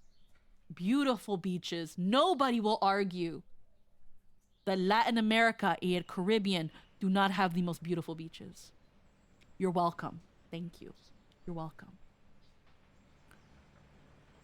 And they come for it. They come for the beaches. And the tourists, they don't take care of those beaches. Y'all love our beaches, but y'all don't take care of them. We have to. We have to take care of our beaches. Me cogen la playa. Me cogen la playa. Erasure of regional level history is what makes the struggle even worse. Me quieren llevar la playa. We're going to go back to Ricky Martin real quick. I got to go back to Ricky Martin for a bit. I'm sorry. Yeah. They want my neighborhood and they want grandma to leave. Me quieren quitar el barrio y quieren que abuelita se vaya. Now, we've all heard in the States that now a lot of places in New York that are known as the projects, the Bronx, again, all those quote unquote the ghetto, were all the black and the Latin American and, you know, el barrio, the neighborhoods, the hood. You hear about them being gentrified now. How back then, these sorts of areas, this is where the poor people were. This is where we were. And now they're gentrifying them. They're taking them. They're turning them into luxury areas. Oh, the rent and the costs to live here are so cheap. Let's put in a nice building. Let's put in a nice apartment complex. Let's put in a nice condominium complex. But not for these people. We want to bring the rich people. We want to attract the rich people with the cheap prices. The Airbnb. Let's drive up the prices. I remember I saw a long time ago a news thing, and it was like, some people were like, this is such a like blatant example of gentrification, it's not even funny, where they had a news anchor go to the hood and be like, over here in El Barrio, I don't even know how they exactly went, but like, over here they have a thing called chopped cheese. And they're acting like it's a fucking like foreign delicacy. Bitch, it's a ham and cheese, it's a salami and cheese sandwich. And they want to act like it's this fucking, it's like how people went to thrift stores because like it's the new niche, it's the new fashionable thing. Let's go to the ghetto and get a chopped cheese. Let's go to the thrift shop because Macklemore sung about it. They want to take the neighborhood. This comes back to, again, just like the colonizers, they took the rivers. Just like the tourism industry took our beaches. They want my neighborhood. Gentrification. Now you got places in the Bronx and in Washington Heights, Manhattan, that you can't even, that was rife with Puerto Ricans and Dominicans and Cubans and ethnic backgrounds, that now they can't afford to live there. This was our spot. This was our place. We built that. We lived there. That was our livelihoods. That when we had issues going on, like a long time ago, in those neighborhoods in New York, a long time ago in the 90s, a lot of Latino American children were kidnapped and killed. Children. But you never heard about them. You probably never heard about them because they didn't care about us. They didn't report about us. But so many missing children in the late 80s, early 90s in these areas went missing and were found dead. In New York, in Nueva York, But y'all didn't hear about that in the late 80s, early 90s. I watch a lot of true crime, so I do. And not just Latinos, black children too, because a lot of black people were in these neighborhoods too. That's why there's also a lot of mixed black with Puerto Rican, black with Dominican, Afro-Latino. Because back then, people didn't care. It wasn't reported on as much, if it was reported at all. Children gone missing, never found, or found dead. Babies in our neighborhoods. Nobody cared. My mom, when she came to the country, when she came to the US, legally, by the way, just in case anybody wonders, legally, by the way, she was sponsored. When she came to the country, she lived in New York. And New York has, back then, just like now, very heavy Latino population, very Spanish heavy. One of the reasons she decided to come to Jersey was, one, because New York was getting way too crowded, because New York was getting way too busy, and because in certain areas, the parks, these certain areas, it was considered dangerous to let your kids out at a certain time. My brother only lived in New York with my mom till around age 5. These were kids getting kidnapped at age 2, 3, younger. And that's why my mom left. My mom went to Jersey. And nobody cared. So now you got the gentrification coming in, and they want to take it. Ooh, the price is so cheap. They want to take it from us. We got nowhere to go. And, so they want to take the rivers. They want to take the beach. They want to take the neighborhoods. And now they want grandma to leave. Not just grandma. They want all of us to leave.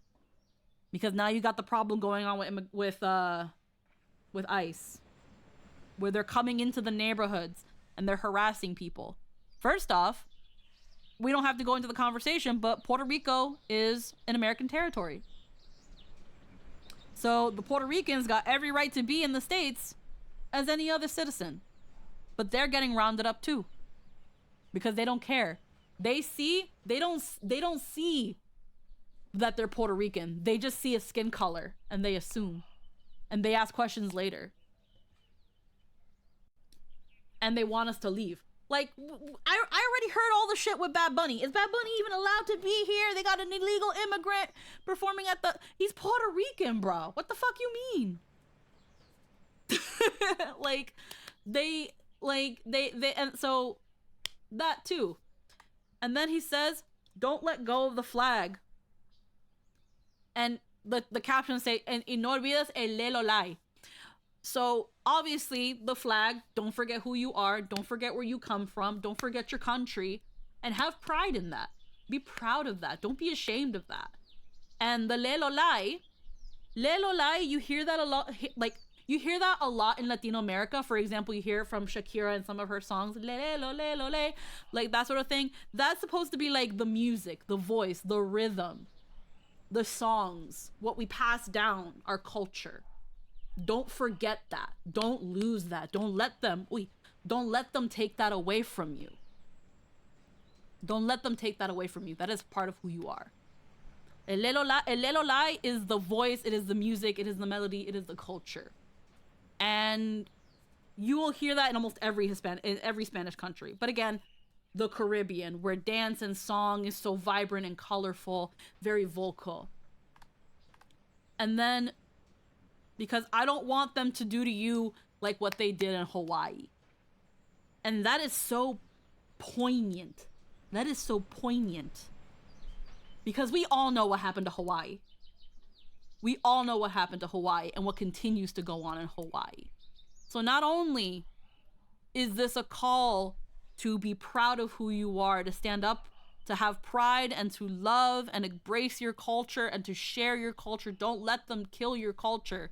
Spread it, spread love. Or end up like Hawaii,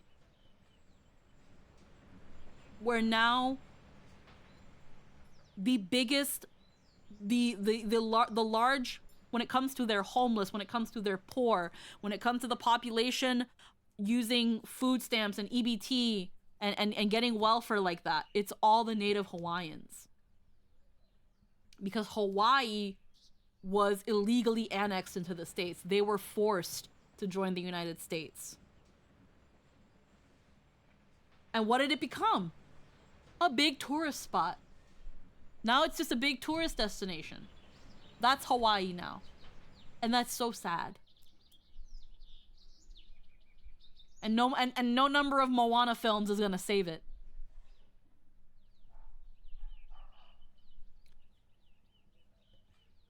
So this is also saying, don't let Puerto Rico become another Hawaii.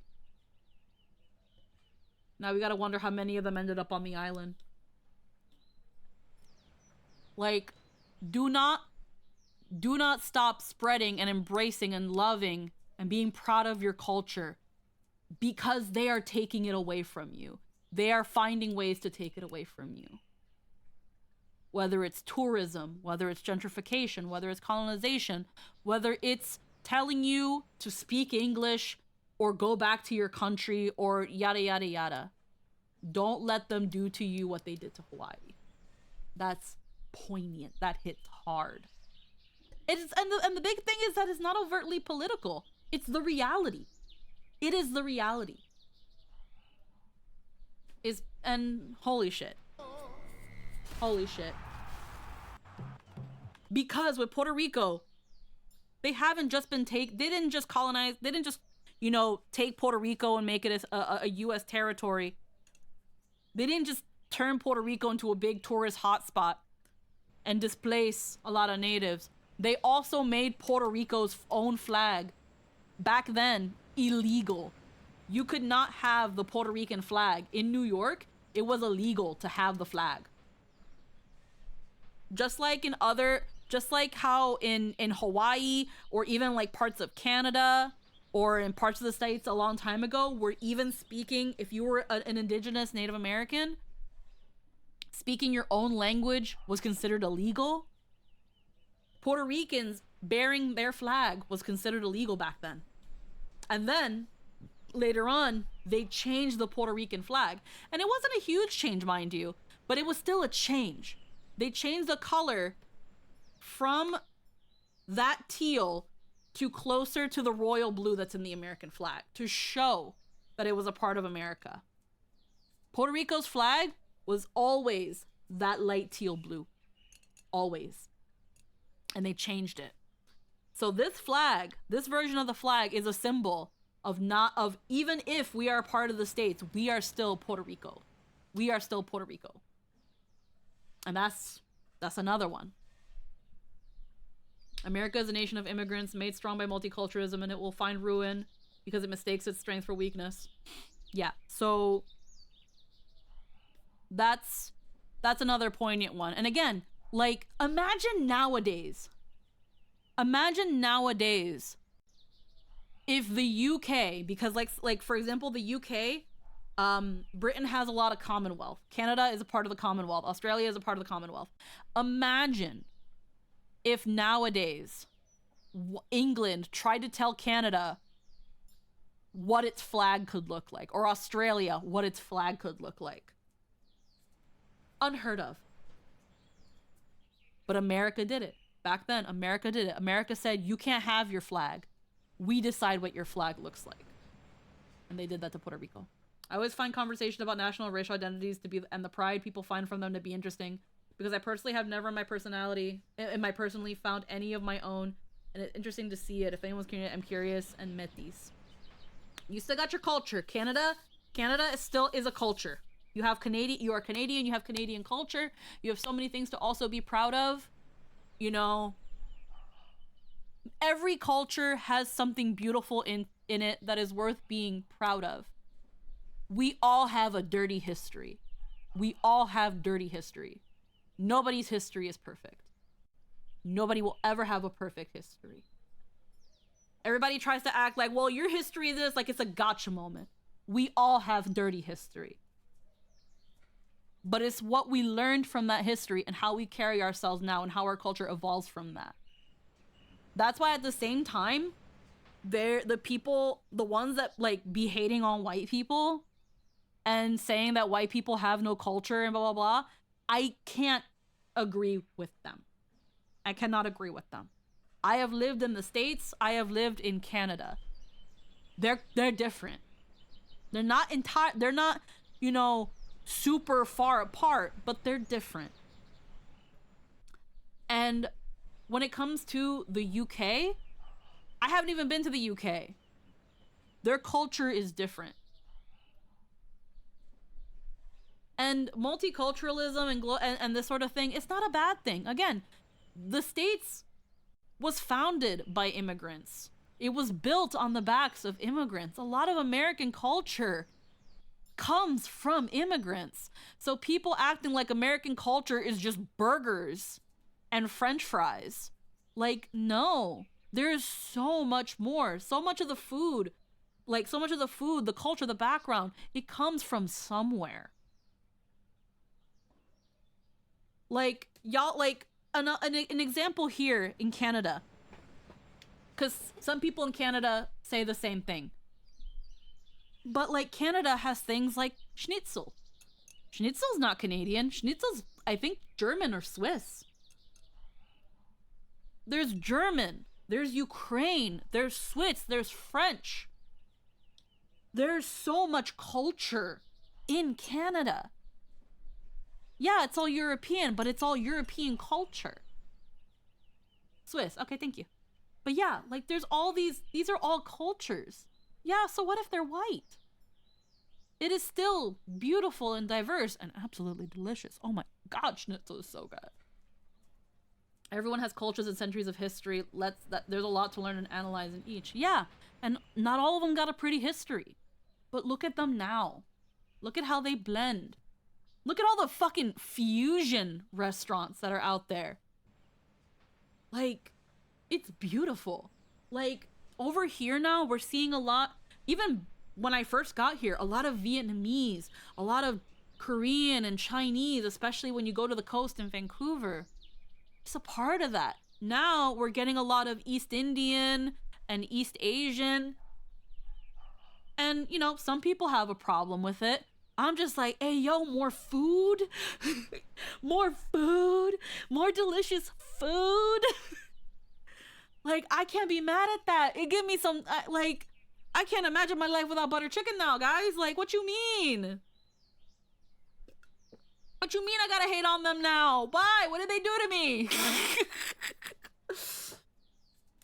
They're like, I can't be mad. Y'all all be giving me such beautiful, delicious food. I can't. I'm a hungry bitch. I haven't tried specifically butter chicken myself. I keep hearing about it. I've seen Americans thinking Europe don't know what spices are or burgers and sushi. And she was looking wayward to visit and teach Europe. A recent fave combo of shawarma meat and a taco. Yo, fucking, have y'all had a sushi burrito? What? I love fusion food, bro. I love fusion food. All it really is, all a sushi burrito really is all the shit that goes in like a California roll or a teriyaki roll or a dynamite roll, all rolled into a fucking flour tortilla. And then if you want some cheese, you can toast it and make a little enchilada. It's so good. How y'all be hating on diversity and the blending of cultures when it makes such good fucking food? What do y'all mean? Okay, we're gonna get back to this. We're on the last 3 minutes. Y mira eso también. Mira, hold on. Because it's then one of the most common mixes when it comes to Latino is Puerto Rican and Dominican.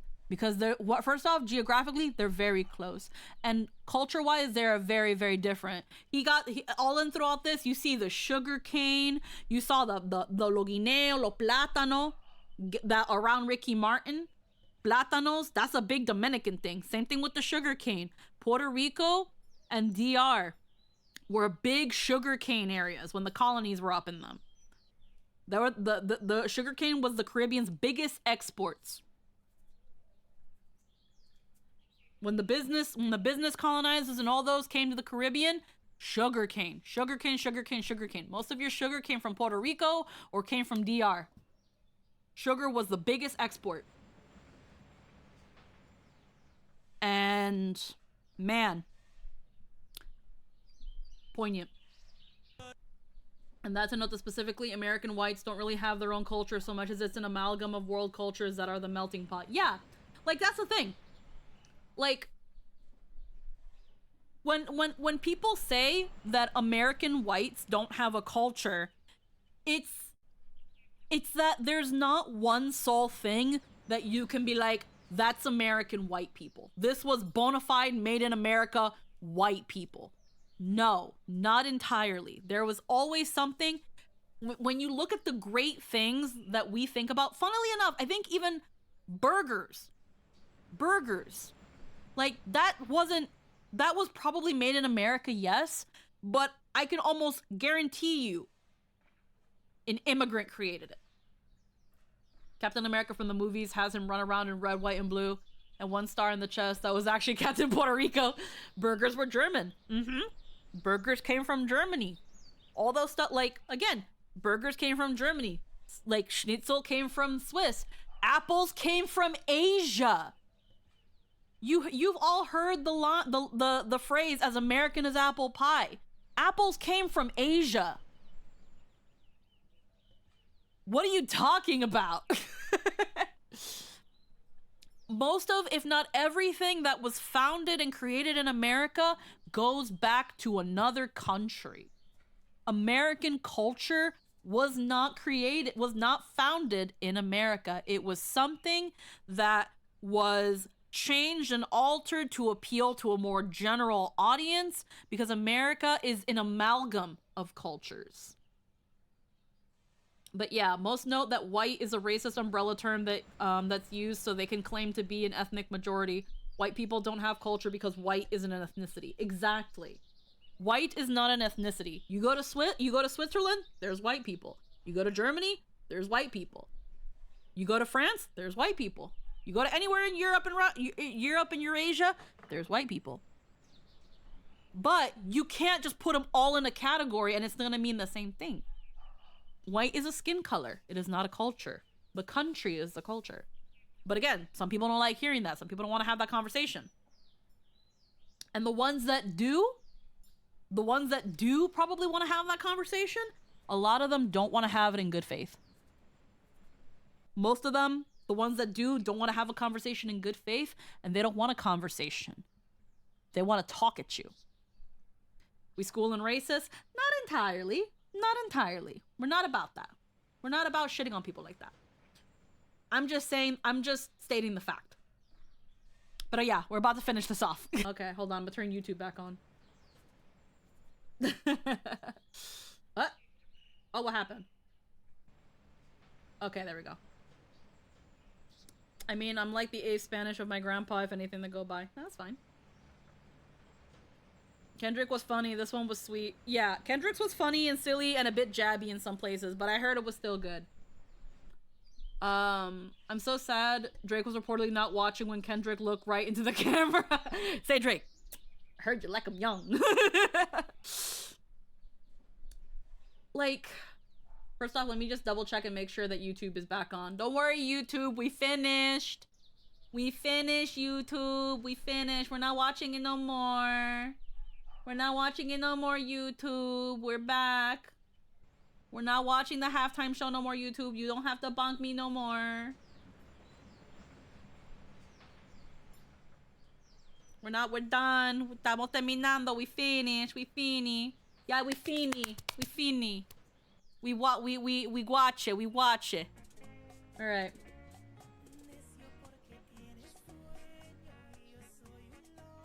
Ay, aventura. Ay, eso. But yeah, when it comes to that was lovely. I think that was lovely. Okay. We're gonna open the Burgie shop. We're gonna open the Burgie shop. Y'all know, in order to get a Burgie... Hold on, actually. Not Burgie. Damn shame I missed, but I was watching last night. Yeah, unfortunately, YouTube bonked us on the YouTube side of things. Okay, so we got Burgie with lettuce, no onion. Oh, hold on. Why'd they put my other cutting board over there? Give me how I want it there.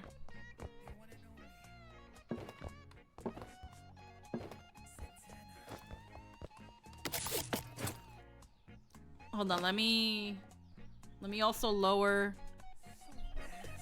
Coño. So nasty. Bananas. Okay. Alright. Okay, so you want cheese, you want mayo, and you want a sody pop. Let me get the... Oh, wait, hold on. You need a tray.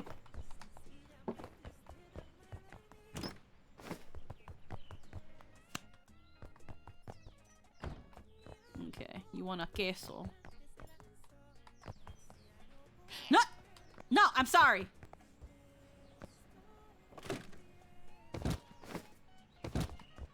I didn't mean to.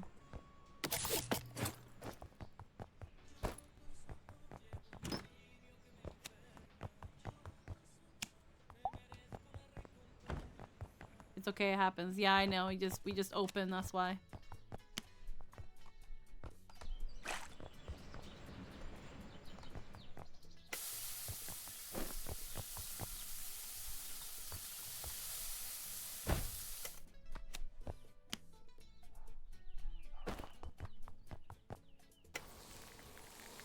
Okay, we got everything. But yeah, I think that was a really beautiful halftime show. I think that was lovely. It got me emotional. It got me emotional. All right. No sauce, lemonade. Like, when it comes to the other halftime shows, I remember people were hating on the Beyonce one too a long time ago. That they were saying that Beyonce was making a whole statement about how, you know, looking like a Black Panther with like the whole thing with lemonade. I remember people were hating on the J-Lo one a long time ago because she had kids in cages because of the immigration. Like, I don't know how people are acting like this is new, you know? But that being said, there was no overt political statement here. If you wanted to make it political, if y'all wanted to make it political, then that's fine. But like, if you've never spoken out about the J-Lo one, if you never spoke out about the Beyonce one, and this is where you draw the line, I'm gonna find it very hard to take the argument seriously. Because the point was literally there on the billboard. That the only thing more powerful than hate is love. I see. Consistently surprised by the halftime shows. Yeah. I think there was a video that I wanted to probably watch too. There was a couple other references that I probably didn't understand. Some people need everything to be political, and you know, yeah, you know, I'm not about to tell people how to live their lives. As long as at the end of the day, it also goes the other way, you know.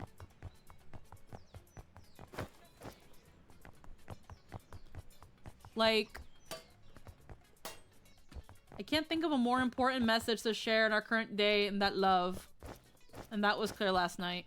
Yeah, again, now, someone, I doubt it anyone would ask, but if they did and someone was like, now play the Turning Point USA one, I would. The only reason I don't want to watch it is because I don't like Kid Rock and I don't like country music. But I also did see that one clip where it was like, I just want to drink beer. I just want to shoot. I just want to fish. I just want to... And it's like, okay. You just want to fish. You just want to drink beer. You just want to drive your truck. If that's what being American is to you, I'm not going to front all that. You know? I just want to be able to walk down the street. You know? I just want to be able to walk down the street and not have somebody harass me. Or if I'm talking to my mom on the phone, somebody who doesn't know the definition of overreach but sure likes to fucking practice it, telling me that I shouldn't be speaking my damn language. But you know, I'm also not so pressed that I'm gonna go write a song about that. You know? And I've heard some people shitting on Bad Bunny's lyrics where he's like, oh, he's talking about how he has so many girlfriends. He talks about how he's got, okay, that's like every song. Kid Rock also talks about how he fucks underage girls. But y'all put that on TPUSA and want to call yourselves Christians. But at the same time, you know, maybe it all checks out. Y'all be supporting a pedophile. So, you know, maybe it's just another day for y'all. But if that's what y'all want to watch, I mean, you know, y'all do. I don't give a fuck. And obviously a bunch of people didn't give a fuck either because it only got 5 million views and was probably view-botted. But, you know, that's none of my business. Unless that love is coming from an automaton and hell divers because they throw babies into bioprocessors to make more of themselves and use the parents as fuel. Damn. Didn't know about Kid Rock. Explains his name. Ain't nobody, like, people are saying that just in choosing Bad Bunny, it was a political statement. Like, this guy wasn't the most streamed on Spotify. Like, the dude didn't just win a Grammy. Like, the dude hasn't been, like, the biggest thing lately in music for the past couple years. That's not a political choice. That's a smart business one. Like, what are y'all talking about? And also, if it is a controversial, quote-unquote, political one, well, guess what? It got butts and seats. If people actually cared, they wouldn't have gone to the Super Bowl. They wouldn't have even tuned into the Super Bowl. And everybody knows that nobody be watching the Super Bowl nowadays for fucking football. Not like half of the audience aren't watching the Super Bowl for the fucking football. We be watching it for the commercials. We be watching it for that halftime show. That's what everybody be talking about for the next week, is what happened at the pre-show, the halftime show, and the commercials. And if you don't think that's the case, ooh.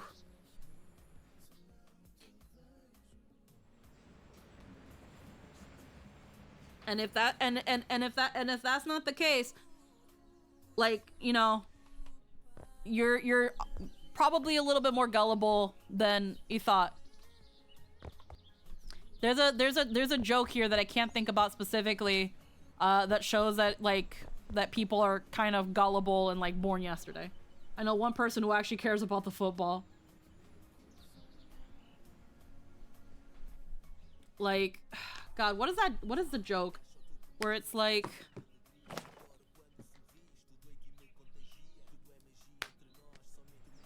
hey, how does it go? Where it's like, if you believe that I got a...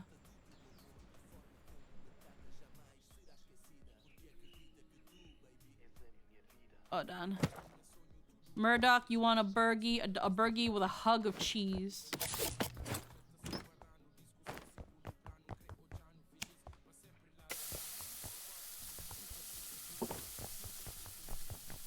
Doubly cooked.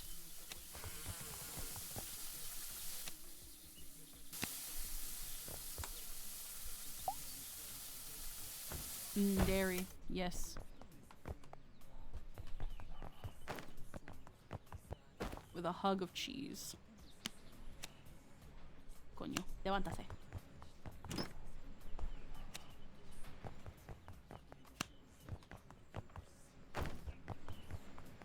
Let's see. There we go. That's que lo que con sabor y amor. I know they care because they just don't watch the Super Bowl, but the whole season. Yeah, and some people do care. And that's fine. Freaking, how'd the joke go? If you believe that, I have a bridge to sell you is an American idiom describing extremely gullible, suggesting that if someone believes a ridiculous lie, they are naive enough to purchase the Brooklyn Bridge. That's what it was. I got a bridge to sell you.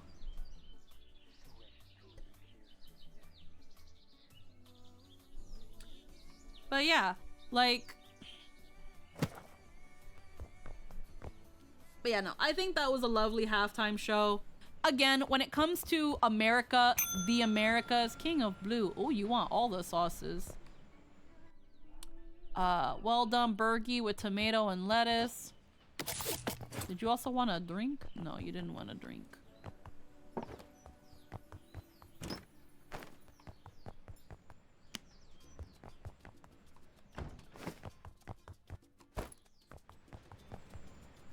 Con queso.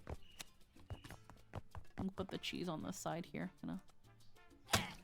No!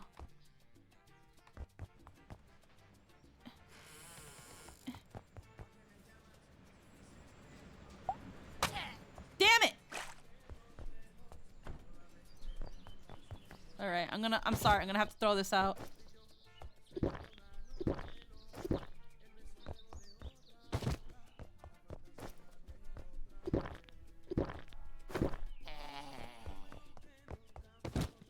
No me de eso. Did you see me trying to cook? I'll put your cheese on top of that. I gotta get more ketchup.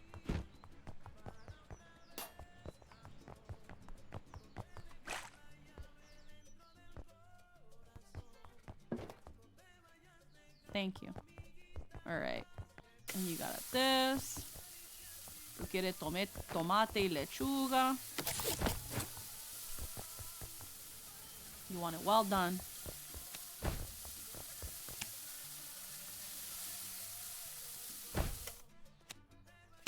There we go. I was gonna get to a point, and I'm sorry that I've kind of gotten distracted by trying to make sure I make a good burgie. I'm sorry you had to wait so long, but here it is. Thank you.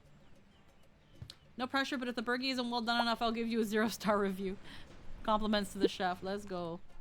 Burgie, blood of my enemies. Hi, Crazy Fox. You want double cheese with a well done.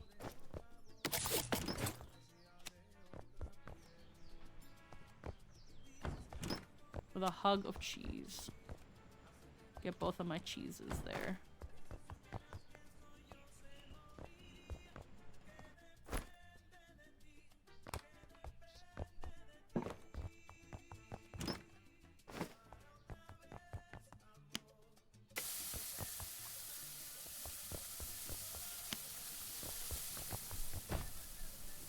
Double cheese. 2 times done.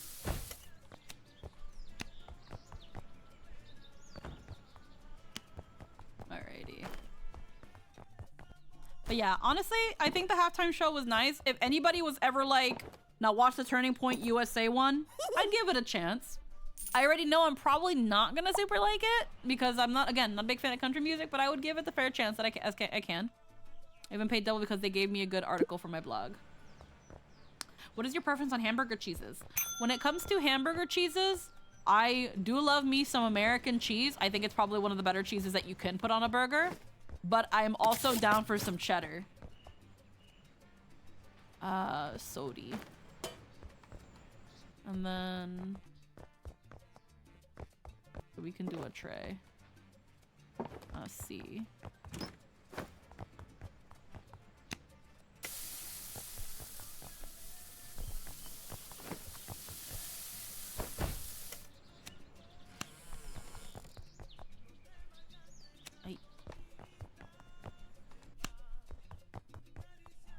And then this is a bear.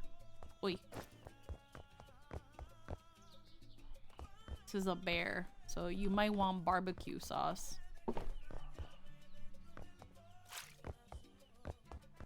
Am I able to put it? I can't put it back up there. So I guess it's here now.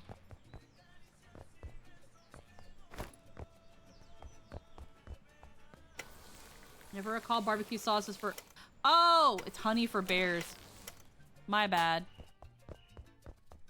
Well, he get barbecue sauce now. I hope he likes it.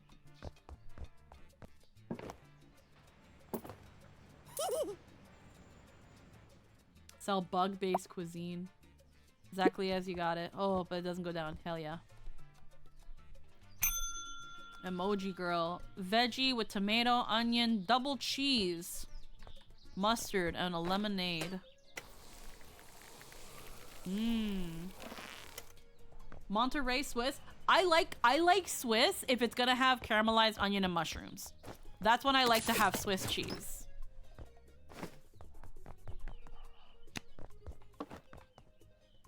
Swiss cheese is lovely.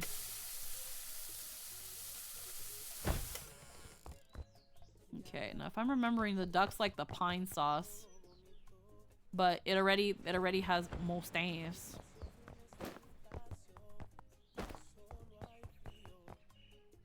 Okay, tomato, onion,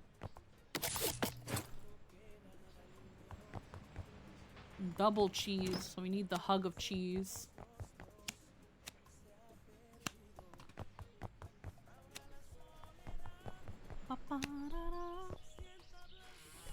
Mustache. Okay.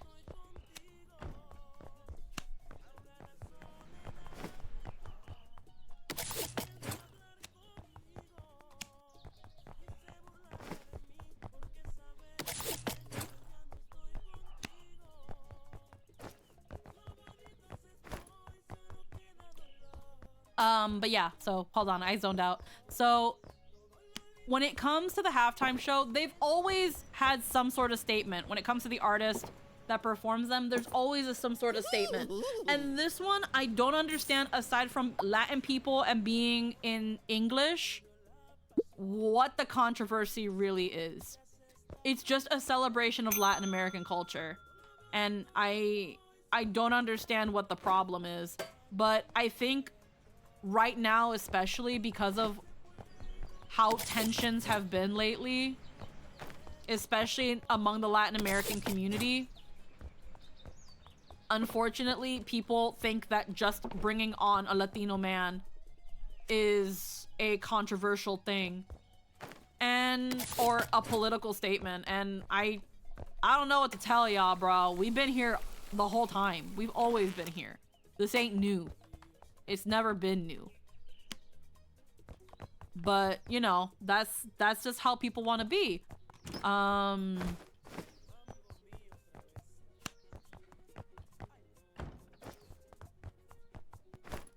Like, again, going back to the conversation about food and like how much like diversity and deliciousness. Like, I'm a person, I can't be mad at food. The only time I'm ever mad at food is when it ain't made right. Yeah, so lettuce, tomato, and ketchup.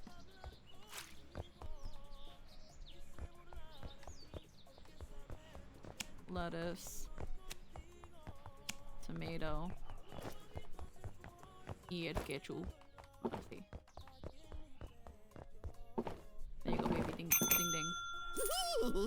Here's the thing with cheese on burgers for me. The better quality of the meat, the less I want cheese on it. That's fair. I can say that. I can see that. Fox is a blogger. I wonder what a bug burger would taste like. I know there are some that are like made with like cricket, but like cricket protein. I don't know. I tried at least once, but I can't be looking at no crickets. You want with the pink sauce. You got it well done. Con el orangeade.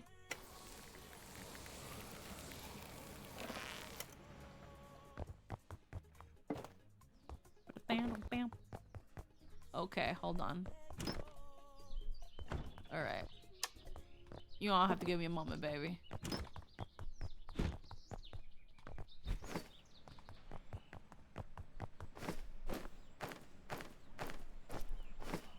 I see.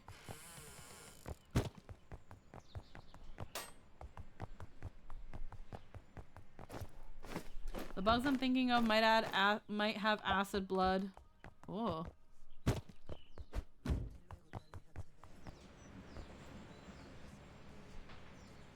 Who wants lemonade with a burger? I would say then I beat myself. Wait, hold on. Okay, I need to ask these, Des, who the heck actually wants lemonade with a burger? Like, with a chicken burger, I can understand something with acidity, but with beef? Is something wrong with wanting lemonade with a burger?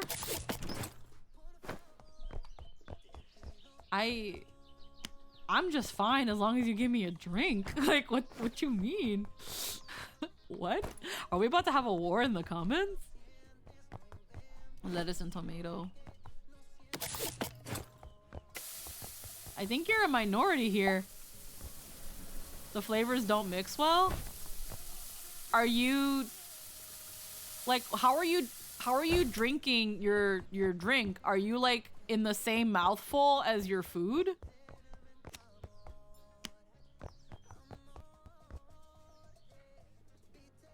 You want mayo and ketchup.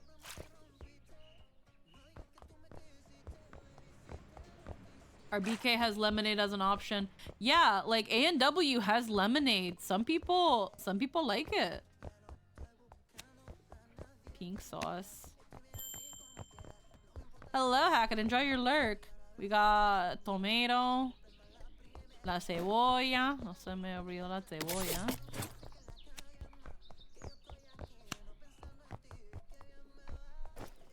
Like, que di que...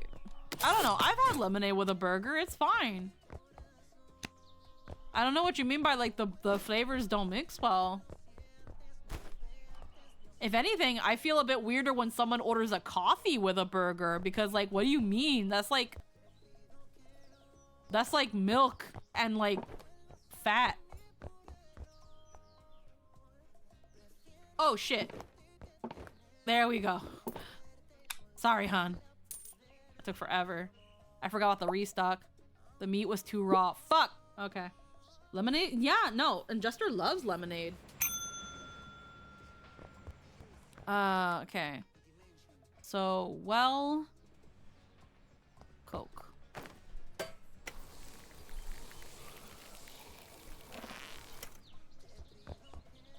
Yeah, I've got a video that I want to watch at some point that was about that I was like, ooh, let me put this aside. I bookmarked a couple things on Twitter because I was like, ooh, let me watch this later after I watch it.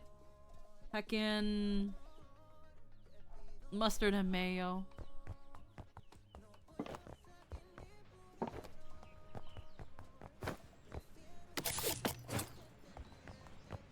Mustard and mayo.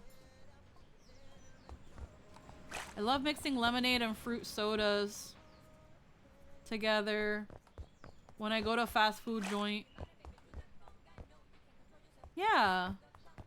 Like, I don't mind lemonade. Queso. Getting queso. Cooked 2. Tomate. I need more lettuce.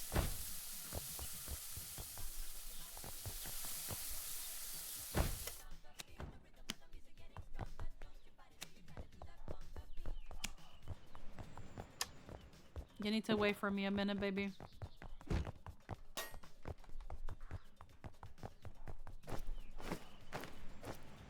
God, that restocking sign is so useful.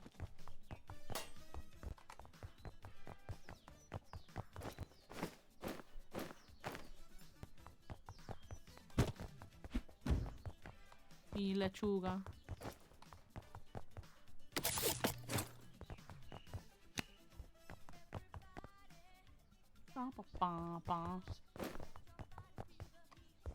And thank you for getting Din Din the gifts up, Fox.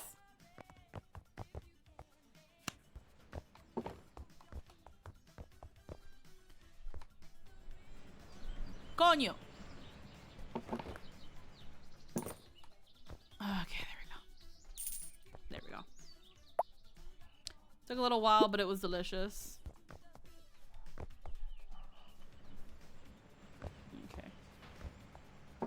What else do I gotta restock? I gotta restock trays. Alright, I gotta go make people hate their lives by playing Magic the Gathering. No worries, thanks for stopping by.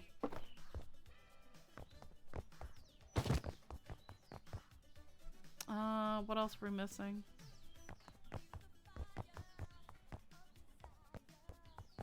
Alrighty. Oh, we can get more cups.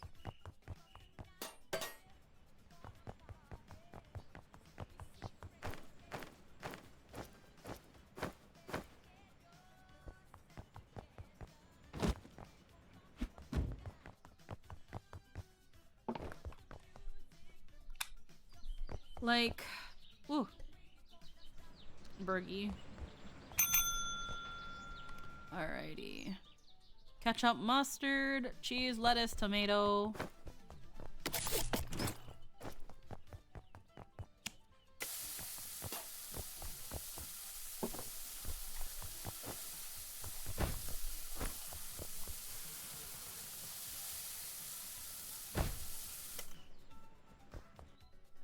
Wonder, is some of the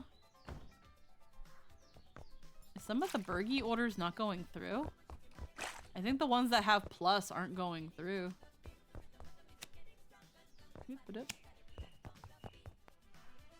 Cheese, lettuce, tomato. I think it skipped mine. Yeah, I think it skipped yours, Murdoch. I don't know why. I'm guessing it's because of the plus? I don't know. Try not to put any pluses and see what happens. Try putting it in again. Lettuce and tomato. Cause that's the only thing I can think of. I don't think I've seen anybody put in the plus. No, don't put the, oh well, we'll see what happens. But I feel like the plus is probably why. Oh, wait. Okay, good. Okay, I thought you wanted a drink too, and I was gonna be upset with myself that I did it wrong.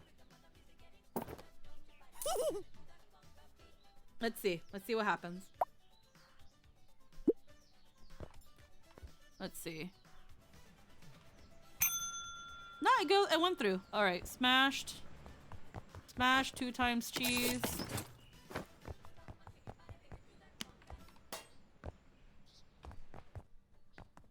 You want a drink? Yeah, you do. You want a Coca-Cola?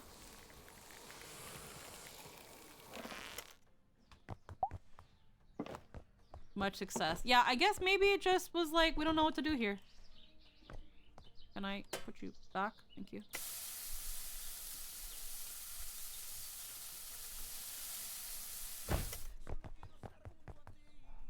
Okay, double cheese.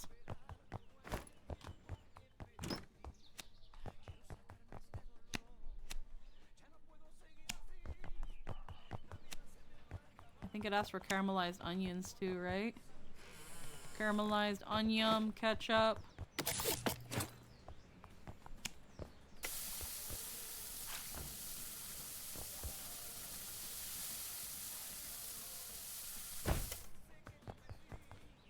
And then lettuce and tomato.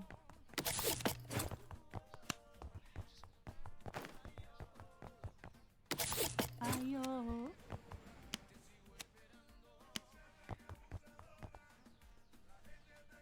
Okay. La Coca-Cola.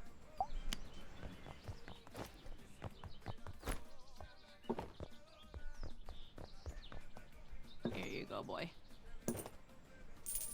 Fast food worker. Burger lover, I would have liked some extra ingredient. Oh, okay. They want something extra. They would have liked some barbecue sauce. But you already asked for ketchup. Alrighty. I'm trying to think right now. No. But yeah, when it comes to everything, I genuinely can't see why anybody would be mad at the halftime show. Like, oh, well, there was no English. Not true. Lady Gaga was there. I know you at least understood Lady Gaga. Second, he did say some English, obviously. Not counting the one with his songs. He said God bless America. That's kind of like, I don't know how you argue with that. I don't know how you argue with God bless America. like people on that side of the spectrum like saying that we want to remove God from the thing and stuff. It was right there. Smash with cheese and cola. So that's not true. Aye.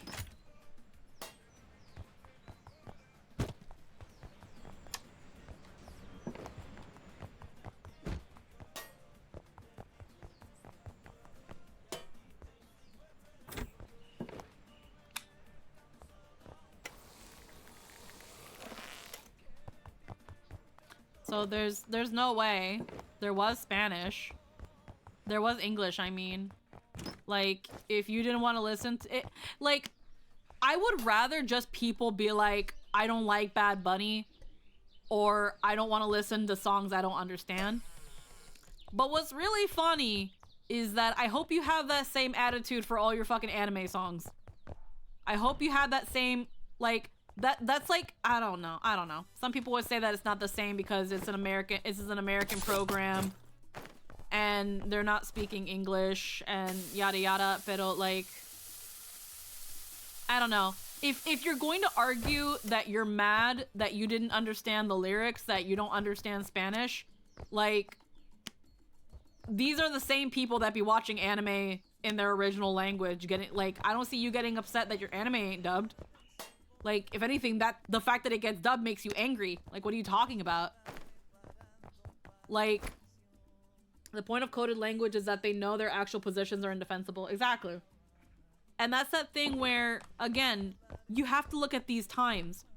In a time where one of the most popular Netflix show is Squid Game, where K-pop Demon Hunters is popular. Movies like Encanto, like, there's so much multiculturalism everywhere. It's not about an agenda. It's that now there's no reason to hide these facets of culture in our country. There's like, why hide them? If you don't like it, again, you don't have to tune in. But at the same time, you gotta be some kind of snowflake to get so upset at a halftime show. A 13-minute halftime show. That's a shit break. That's going off and taking a shit. That's going to take a shower. That's like getting some like nachos ready. Not even 15 minutes. If that upsets you so much, I think you're a snowflake, brah. I think you're a snowflake, brah. Erasing Christianity, these people have never seen Semana Santa. Yo, nope. Cheese and tomate. Put your tomate here.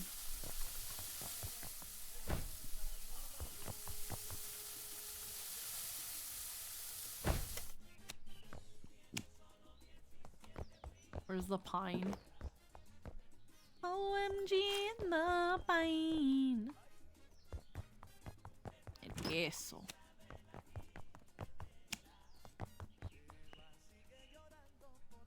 Okay. Ya sí está todo listo. But the top bun. Whether we're turning Snowflake back against them. Well, like, that's Snowflake behavior. If you got so upset about a fucking 15-minute show that not only did you have to make your own, but one that is apparently twice the length. The TPUSA one was like half an hour. The halftime show don't even run that long, bro.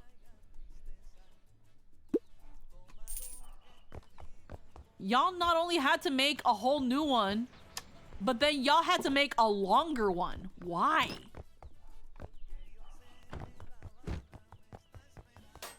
Like they want to, like that, and that's another point. They want to say that they turned the Super Bowl halftime show political. They went and made their own halftime show, called it the All-American Halftime Show, saying that it promotes true American culture and you know, and Christian faith. Like, what are you talking about? Y'all made it political. Y'all made this political. Like, do y'all hear yourselves?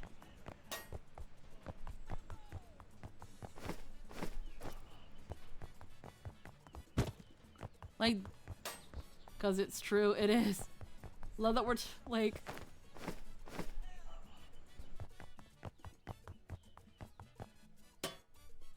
The only footage I saw of the Turning Point halftime was some dude singing about teaching his daughter boys can't be girls. Yeah, no, that's the same guy that his song was, I just wanna catch fish.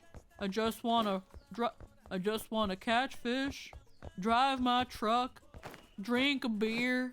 I just wanna walk my dog. And talking about like this big like cancelable world where we're all about canceling people.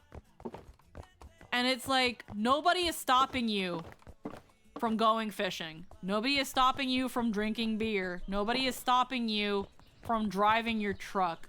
First off, I already know without even truly knowing that the whole I just want to drink my beer, that's a whole jab at the fucking the lady Dylan that was sponsored by fucking Bud Light. Y'all got so fucking pressed that a trans woman was being endorsed by a beer brand. Y'all had to make it all about yourselves. Just drink the damn beer. If you don't want it in a gay can, pour it in a glass. Why are y'all acting so pressed? True American culture, headlining the guy who wrote a song about how hebephilia is great, actually. Yeah, and then Kid Rock talking about fucking minors. Like, what are y'all talking about? Can y'all be serious? Can y'all really be serious? Nah, B. Din! Yakututaki! Are you still here, Bubba? I want to commission an aggressively Latina piece from you because I know you'll do it good. But I've been trying to I've been busy lately and I hate it. I love it and I hate it. I'll have to doodle up a concept because all of this, I've been feeling so aggressively Latina lately. So aggressively Latina. And like, I want to get oh my god, did y'all see the Cardi B? And you know what? I know y'all don't watch Cardi B like that, and I don't either, but I didn't know. I was, well, not today years old. I was like a week and a half or 2 weeks years old when I learned that Cardi B is Dominicana, that she's media Dominicana. I'm like, what?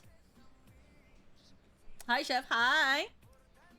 Like, I want to get, I'll have to like doodle up and get you the references and stuff. I want an aggressively Latina fucking thing. I want an artwork of me riding an alpaca in a Dominican dancing dress. And I want my llama or alpaca, although I kind of want a llama because llamas and alpacas are both Peruvian, but llamas are more synonymous with Peru. And I want the llama because, you know, like the little drapes they put there. I want that to be the American flag because I'm also still American. And I just want I just want me in a Dominican dress riding a llama, and I want Bernard somewhere. I gotta like draft it up. I have this whole thing in my head. But like, I've just been feeling so aggressively Latina in these past things, and I really, really want that. I think it's gonna be so much fun. I already have like the idea of a pose and stuff too. It's gonna be fun stuff. Today starts my 2-week vacation. Hell yeah. We can make it happen. Yes, I want it. I want it. I want to make that print. I want to have that, and I also want to have that on like a glass. I'm just aggressively Latina.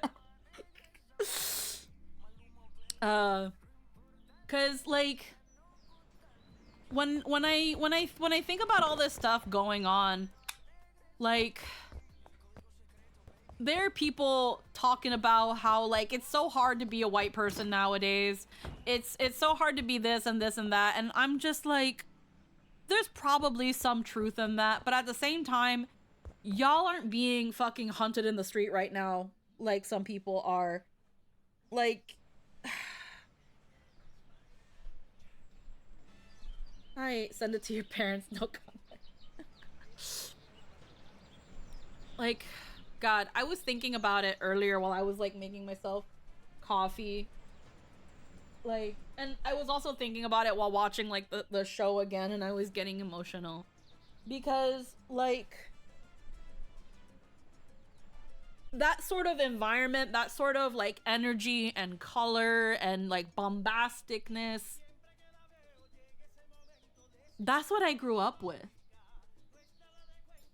So there was like a nostalgia hearing this music, because some Latinos don't like Bad Bunny. Some people don't think he sings, they think he mumbles, and that's fine. The music isn't for everybody, but it's not about like it. Going back to the people that complain that it's not in English, it's not about whether or not you understand the lyrics. If you can't understand, that's fine. You can always look up the lyrics. You can do what we did where we rewatch it with some subtitles. But music is such a universal thing. You can't tell me that you have never listened to a song that wasn't in a language you understood and didn't groove and vibe with it, that you didn't like the beat, that something about just even the vocal performance touches you. And there was so much love. There was so much love. There was so much happiness. There was so much unfiltered, like, pride, but not the pride in the nationalist way. Pride in just being proud to show who you are, to be unfiltered, to invite people to become a part of it.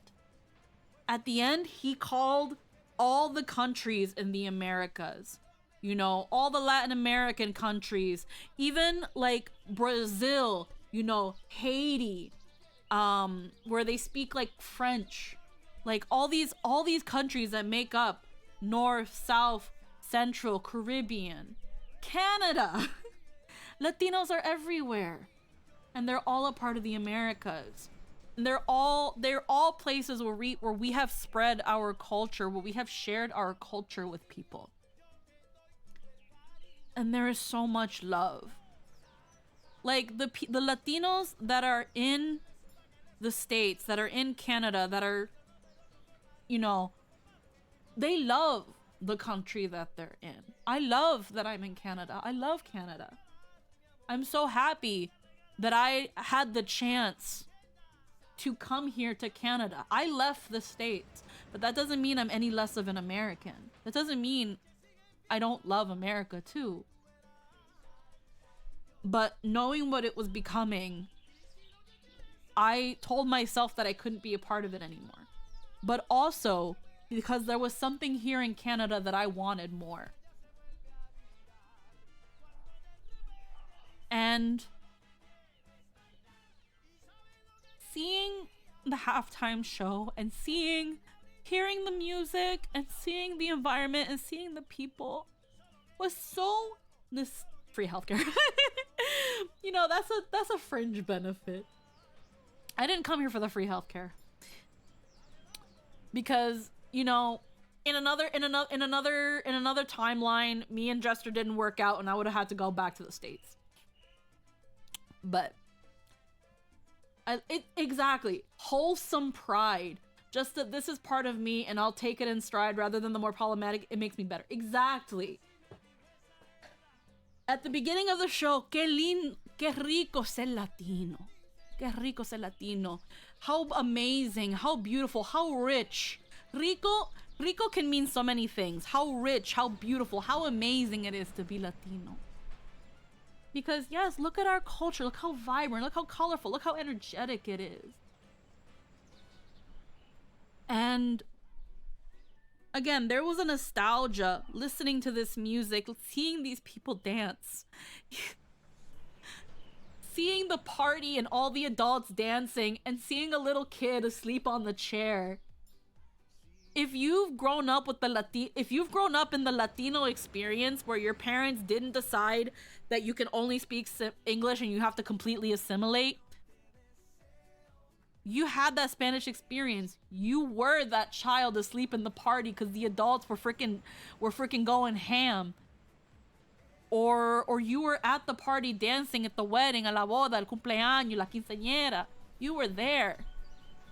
That is the experience. That is the life. That is the culture. That is the energy. I thought even church is like that. The church that my parents would force me to go, it was like a party. They be blasting the Christian merengue, the Christian Spanish music, and some of them are bangers. Some of them are bops, bro. Some of them be catchy. You'd be like, oh Jesus, like y'all want. I'm telling y'all right now, you can have your Christian rock, but the Christian Latino music, that's a party right there. But like that environment, that vibrant, the tambourines, the bells, the fucking cheese grater looking thing, the tun tun tun tun, así todo eso. Like, there was such a nostalgic part. And even now I'm getting emotional thinking about it, because there is a part of me that misses that so much, that realizes in some way that I took it for granted. And because like that was so much of my life, so much of the life around me. And it's like, damn, I miss it. I miss it. And obviously, like, you know, maybe that's also why I'm having this like moment of being aggressively Latina, because when I left that. I didn't leave it behind, mind you. I couldn't be there anymore. But I miss those moments. I miss the energy. I miss the love.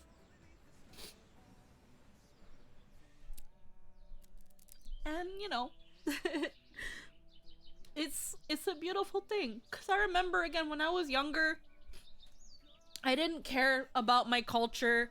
You take these sort of things for granted. You know, I weeb phase, looking at like, you know, anime and Japanese culture, you know, wishing you were Japanese or Asian instead, or maybe when you brought in a Latino lunch to school and your classmates are like, ew, what's that? And they don't understand, or they make fun of you, so you wish you could be like the white kid with their fucking Lunchables, cracker stackers, and not with the fucking bomb-ass mofongo you just brought to school. You take those things for granted. And so, like, when I was younger, there was even a little bit of shame in my culture, because it wasn't the cool culture. And as I've grown older, not only do I just appreciate the things I like, you know, we're still fucking weeb trash here. There's a part of me that now I listen to the music from these countries that are in the language that my parents were born and grew up speaking, and I'm like, damn, that's a thing of beauty right there. It might not always jive with me, I'm gonna be real with you. It doesn't always jive with me. Some of them be really sexual. Some of them be some dirty songs. But there's just such, it rings in you, you know? It rings in you. Like it makes you, there's this like, el ritmo, el tumbao, todo eso, uno quiere bailar. Like, when I was younger, I didn't do a lot of dancing because I was always like really like shy and almost like reluctant that people were like gonna be ashamed. I love to dance. Like, I didn't go to no discoteca, I didn't go to no dances and things like that. I went to one dance, and that was a middle school dance. That was the most I ever danced in a public space. And I remember having fun with that. But also just in general, when I'm at home, if I'm cleaning and I got the playlist on, whether it's a Spanish playlist or whatever, I be dancing. I be like, eh. So like, watching that halftime show was kind of like a knock on a door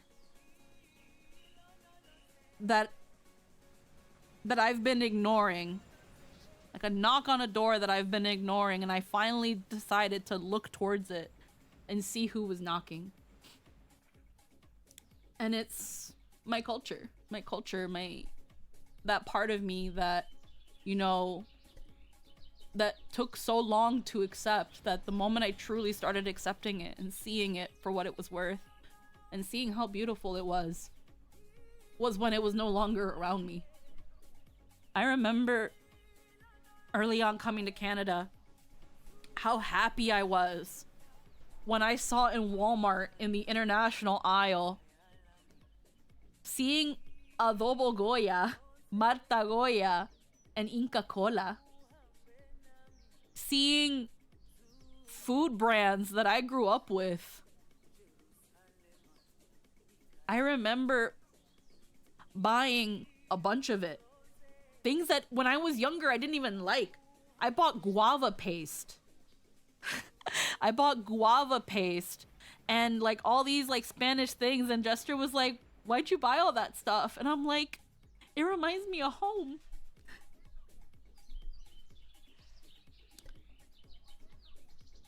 I remember my mom had sent me a package. And like water and Goya water cookies too, plantain chips, like everything I could find that reminded me of home, I bought it. And I remember too, around that time, a package came from me. I think it was on the same day too. A package came from me from my mom. Like one of the first little care packages she sent me. That had like stuff that she got from Peru. Had like candy and cookies. And like some trinkets and stuff. And one of the things that was also in there, I still have it. I should have like put it in a bag or something, but it was like a shawl of some sort. And I remember when I opened that box, it was right on top of everything. And the smell of my mom's perfume.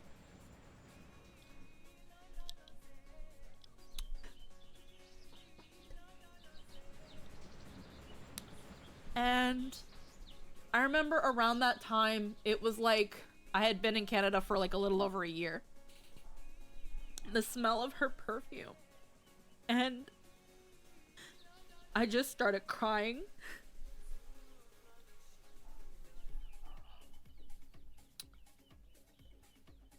And it's like, I thought it was being weird at first. Because I was like, damn. I'm fine. It was that thing of like food and things and sights and smells that used to be my everyday that you don't think about. You don't think about it. And then a year or so after I left it, I didn't realize how much I missed it until I was able to get some of it back.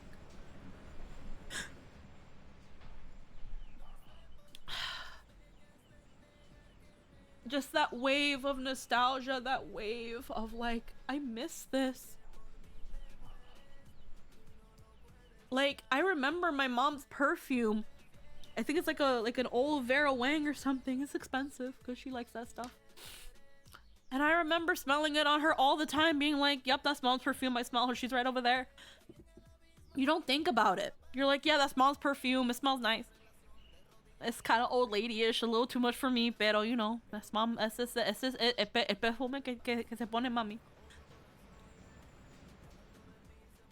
So smelling it again was like, damn. I remember it hit me, and I was like, oh. And I hold it, and I smell it. And I remember Jester was with me too when I was opening it. And he was like, what? Does it smell familiar? And I'm like, it smells like mom. And he's like, oh, that's nice. And then like the next minute, I'm just crying. And he's like, do you miss your mom? And I was like, yeah. I miss that crazy bitch.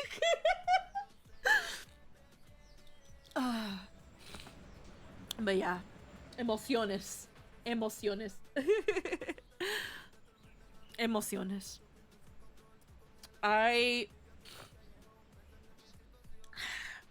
When I went back to the States, are we getting a dope? When I came back to the States, we got there at like ass o'clock in the morning. And I remember asking my mom, because she was like, is there anything you want us to make you? You guys are probably hungry. And I asked my mom in Spanish. I was like, Mami, por favor, mango con tres golpe. Mango con tres golpe. I told her, Mom, I want mango with the 3 wallops. And mango con tres golpe is the plantain mash with a side of eggs, with a side of salami, with a side of cheese, of frying cheese, which is frying cheese. Now that I know of other cultures, and again, this is where I love looking at other cultures and their food. If you know what paneer is, where it's like a frying cheese that gets like a crispy crust, that is so similar to Dominican frying cheese. I said, Mami, arroz con tres golpe. Not arroz con, mango con tres golpe. I told my mom, Mom, I want the most Dominican breakfast you can give me. And my mom was like, claro, mija. And oh man, I wish my parents were more into going places, because I would have loved to have like gone to like ethnic restaurants and stuff. I know, I think I remember my mom made another kind of Spanish dish, but I can't remember off the top of my head. But like, damn, I missed all that ish. Because there'd be some good stuff. I'm already kind of thinking having this like aggressively Latina moment. I'm thinking, because I am also in the process, we're planning our wedding. And one of the things, Jester's mom is a fucking saint, the sweetest lady in the world, que Dios la bendiga. Mama Jester was like, what kind of food would you guys want at your wedding? And I was like, honestly, ma'am, I don't fucking know. But now that I've had this aggressively Latina moment, I don't know how it's gonna happen. But I want some Latino food. I want some arroz morro con el concón. I want this to almost be a joining of our cultures. I think I know what some of the food that I want. I want Spanish rice, like Latino Spanish rice. I want like schnitzel. I want a mix of what makes Tristan and what makes me. What I grew up with and what he grew up with. I want un poquito de lodo. I don't know how we gonna do it. I don't know how we gonna do it. Pero mira, we're gonna figure it out. We're gonna figure it out. Because like, another thing that I've been thinking about, because I love my mom, but she be a source of anxiety, but I've been thinking, I'm gonna turn this to a just chatting stream. Hold on. We're gonna still have Burgies up, but I'm gonna turn this into a just chatting stream, because now we're just yapping. Bet mija got you, mama and papa can do it. Like, that's the thing too. I wouldn't want to bring my mom to the wedding just so she can cook a big thing of food, especially when certain things are hard to come by. I'd probably find people the recipes.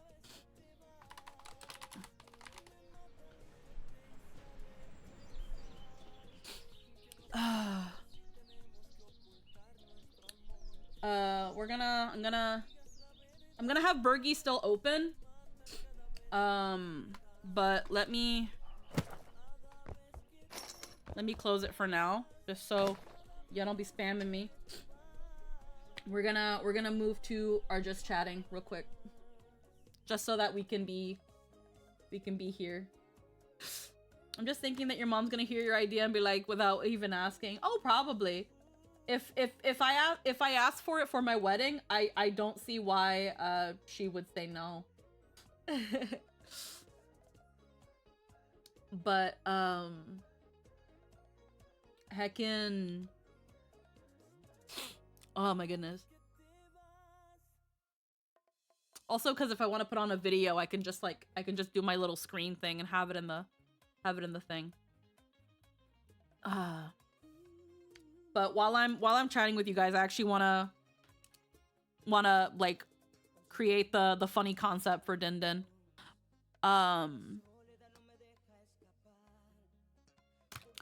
But yeah, I think I kind of want a combination of both of our cultures. I think that would be beautiful. Because again, I'm gonna be real with you. When it comes to like the planning of the wedding, I haven't super... It's been an anxiety trip. Thank you for the pet. Because I've just been like, oh my god, what do I want for like, for a dress? What do I want for, you know, what do, like, I still don't even have my engagement ring, guys. Like, we'd been stuck in such limbo over the fucking ring. Jester and Mama Jester recently went to a couple jewelers locally to like inquire if they take commissions and if they'd be able to source the gems, because I was in the first jeweler. I think I talked about it already. They left us in limbo for 3 months. 3 months they left me in limbo because they couldn't find either pink sapphire or pink tourmaline. And like, we know that's bullshit, because every time they're like, we couldn't find these gems, but do you want diamond instead? And it's like, I don't want diamond, bro. I don't want diamond. I want the, like, I couldn't find a ring that satisfied me. So I said, bruh, if getting a custom ring is going to be just as expensive as getting a ring I don't even want, then let's just go. Yeah, and diamonds are a scam. Arriba de eso. So I was like, well, if customizing is really not that much expensive, then ya sí, let's heckin', let's see what we can get within our budget that I want. And yeah, we've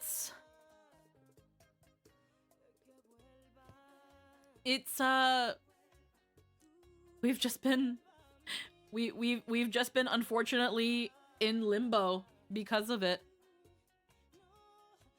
Well, that's what llama heads look like. My llama head looking stupid. Llama heads don't even look like that.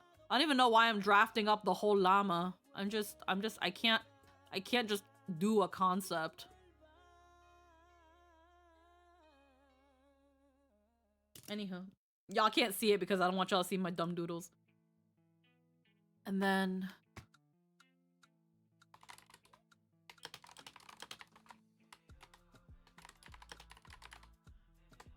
which one is more?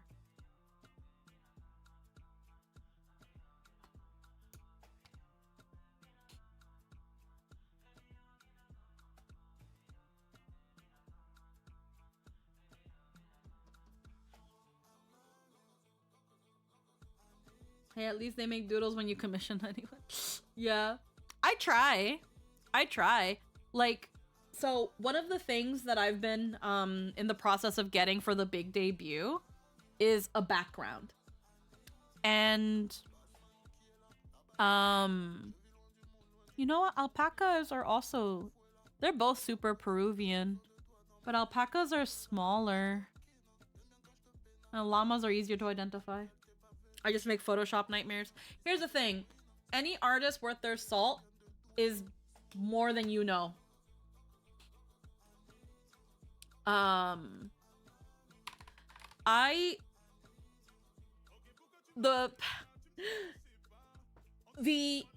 If I show you guys, I can actually show you guys. 1 second, I gotta go into my Google Drive. That's not it. I also gotta make sure I don't show anything in my Google Drive that I don't wanna, like, I don't want have, leaked out. So let me first go into my commission refs. Cause I'm literally gonna show y'all. Okay, let me... browser.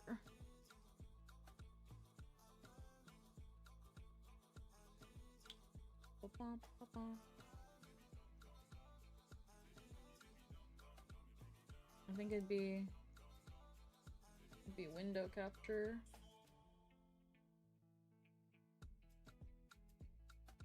Hold on, you're gonna see the llamas because I'm looking for the llamas right now.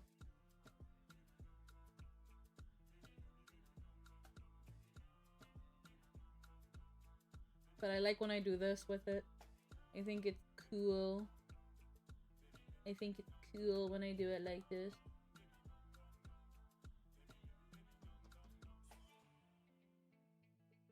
So like right now, so this background that you guys are looking at, this is the doodle.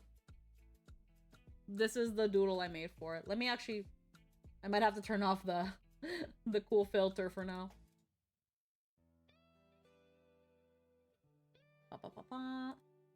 So this is what I drafted for the artist that made my current background. This is what I gave them. But this, I didn't just make from nowhere.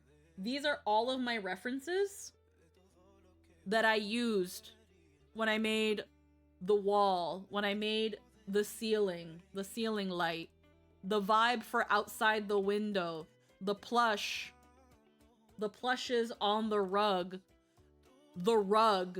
you know, my chair, my bed, you know, the little love seat, the little boudoir seat, you know, the cake on my table, the lamp, although I changed up the lamp a little bit. Like, this is,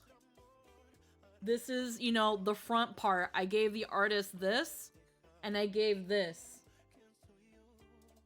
when I created my background. So I just took what I saw and I just did my best. The window, did I take the window from here? Not really. And I kind of doodled the window with like the balcony, con el balcón que está aquí. So like, yeah, no, this is what I gave this to the artist. And when I gave the commission notes, I noted, like, it's a little hard to see here, but like, I have the thing of like 1 BG concept, 2 BG concept. I numbered each reference file, and then I left a note. So like, point number 5, this is for the lamp. This is how it looks. This is how it's gonna glow. This is how it's gonna be like that. And I did that. And I'm gonna be real with you. Some of the things that are here, I did trace them, because the point isn't about showing off like artistic integrity. It's showing what I want the artist to see. I'm trying to get them to see what I see. I can't currently do that with the background I'm thinking of, so I did make a little bit of both. I did a little bit of doodling and I did a little bit of Photoshop mishmash. But that's mostly because that was what I could think of.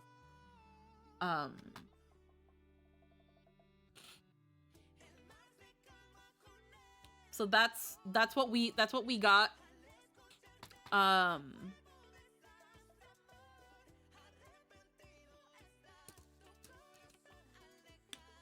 But so any visual reference that you can give an artist is going to go so much further than like any mood board or thing like that.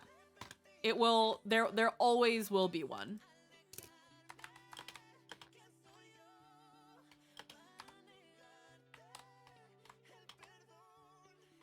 Okay, how big is a llama compared to a person? Or person riding llama?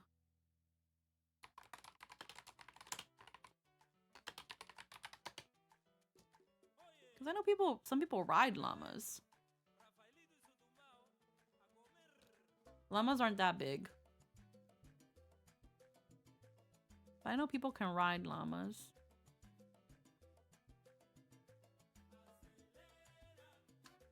But yeah, I can do that sort of stuff.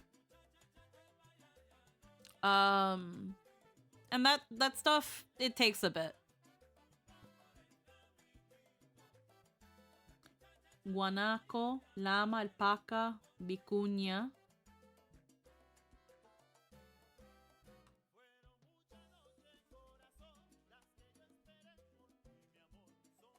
The width of a llama. How big can llamas get? Dimensions. They can be about 4 feet.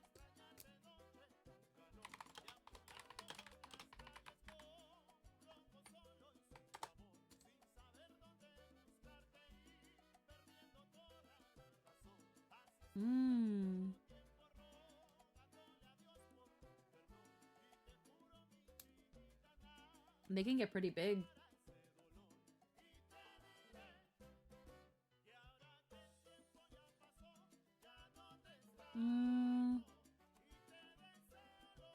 So yeah, that's a little...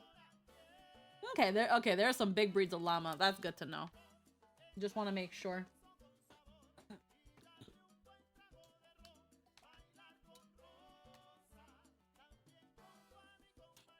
But yeah. Ooh. Ay, coño. I'm just like flipping my fucking tablet pen everywhere. Going everywhere. I'm a mess. Oh my goodness.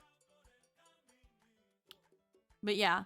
Honestly, even if you give them a Photoshop mishmash, it's going to do its job. It will absolutely do its job. And even if you find like an AI vibe, because I know there's unfortunately so much fucking Gen AI there and it fucking sucks. If the basis for what you find is based on Gen AI,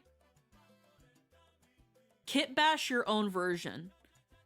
I'm gonna say right now that if you use Gen AI as a reference, it's not the end of the world.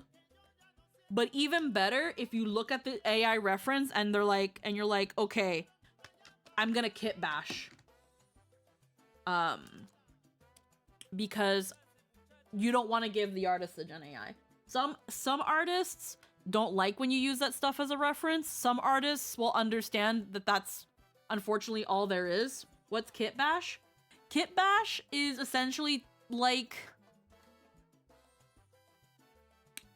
no, I mean I gave Din a fucking wiki link as an image because I think it was I thought I was sending the image.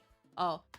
When it comes to kit bashing drill, what that means is taking a bunch of different things from different places and just mashing them into one. So like whenever you see those images in Photoshop that are made of a bunch of things all together, and they Photoshop it to make it seem like one thing, that's kit bashing. Take a bunch of things, chop them up, and try to make them something close to what you want. Yeah. You see that a lot with mods and things like that. Yeah, the practice. It originally came from like the model kit hobby, where it was called kit bashing or model bashing. It's the practice of making a new scale model by taking pieces out of kits. But now it goes into anything that you like essentially cut around and make into a whole new thing. It's essentially what it says on the tin. Taking a bunch of kits and bashing them together in some way, shape, or form. It's huge with the firearm community. That too, as well. Firearm community do a lot of that.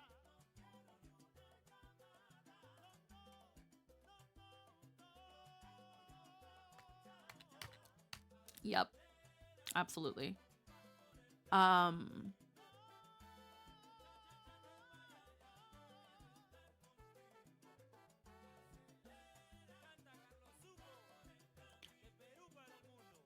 trying to like, I have the pose I want, but trying to like get it across.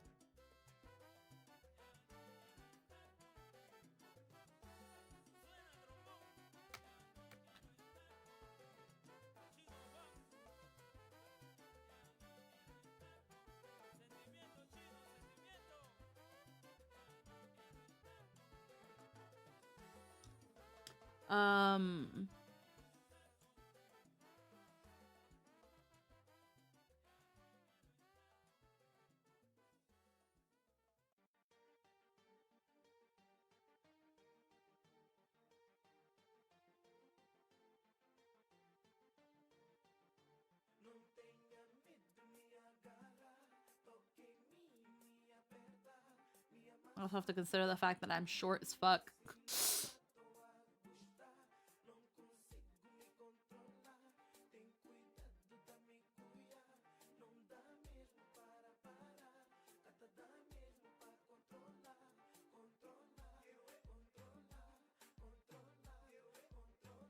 Ba bum bum bum.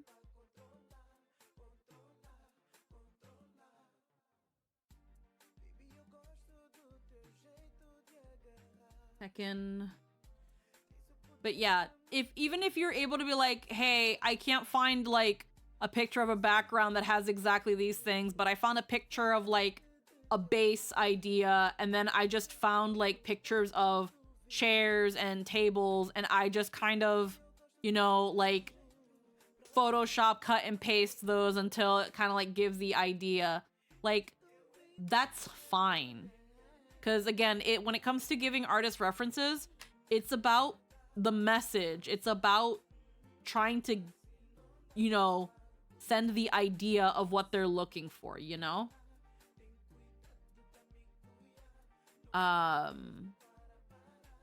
So they're not gonna judge you, at least they shouldn't, on how your reference looks. Because if it helps them do their job, then it's a good reference. Simple as that.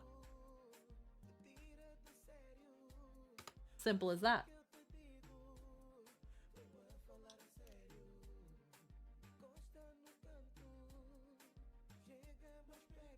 Okay.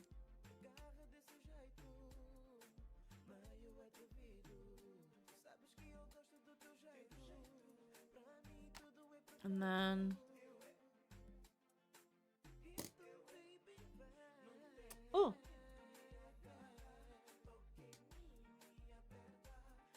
I'm trying to find something.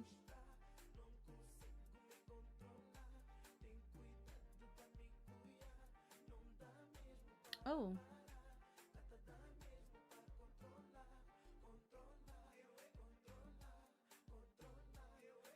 Did I accidentally like...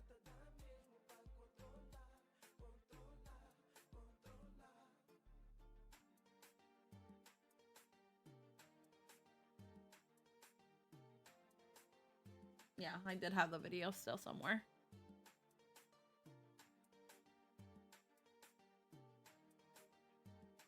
Have a video we can watch, and then...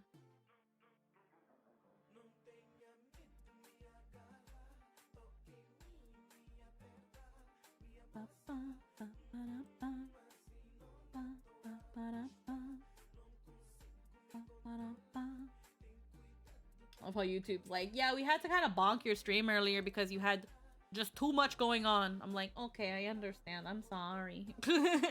I'm sorry. Okay.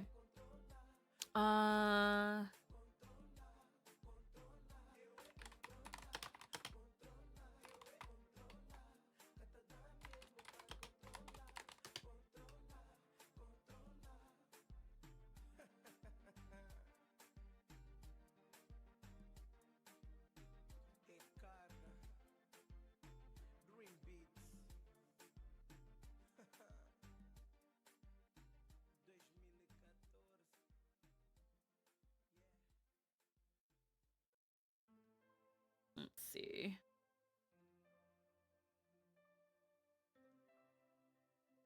Gotta make sure I mute this site so it doesn't fucking...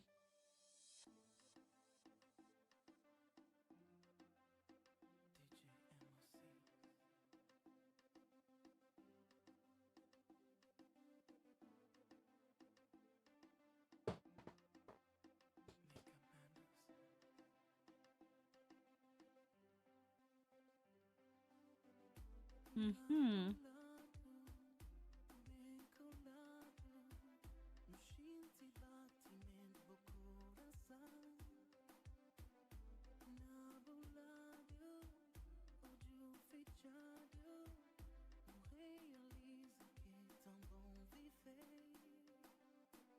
Mm-hmm. Trying to find the picture of the dress.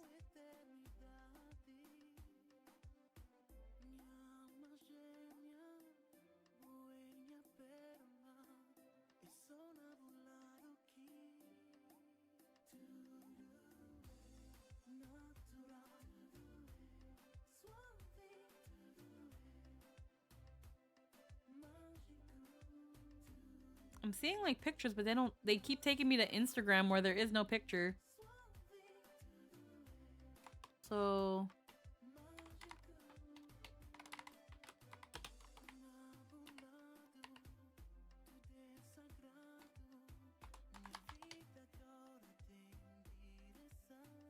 and there's so many styles of Dominican dress too.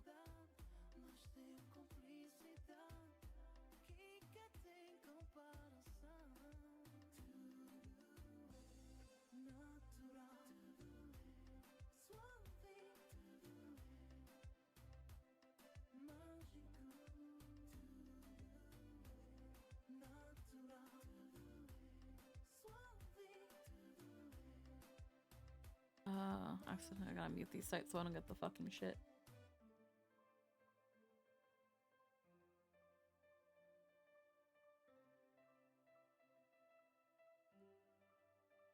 Hmm.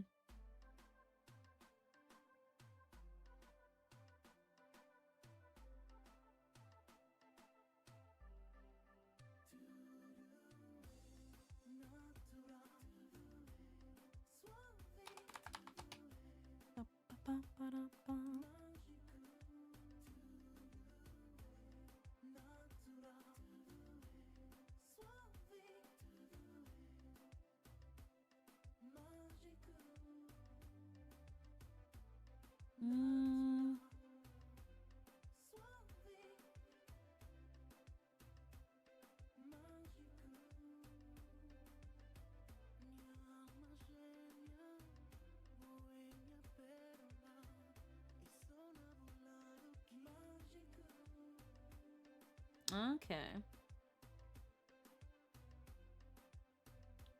Okay, I see.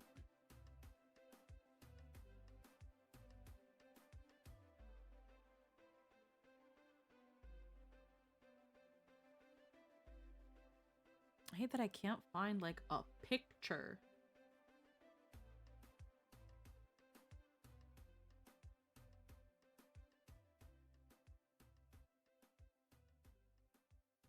Like there's one.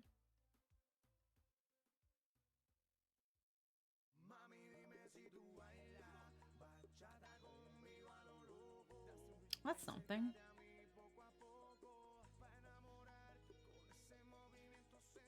Like, thank you, can I please?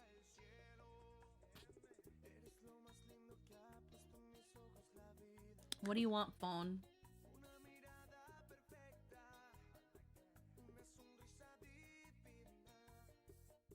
Okay. I just need to get my references and then we can actually put on a little video about the halftime show.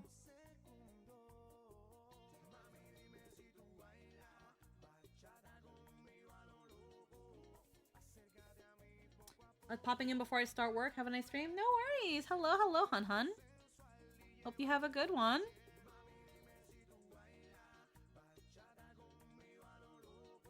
I just want to make sure I get some of my references down. have that there. Ay.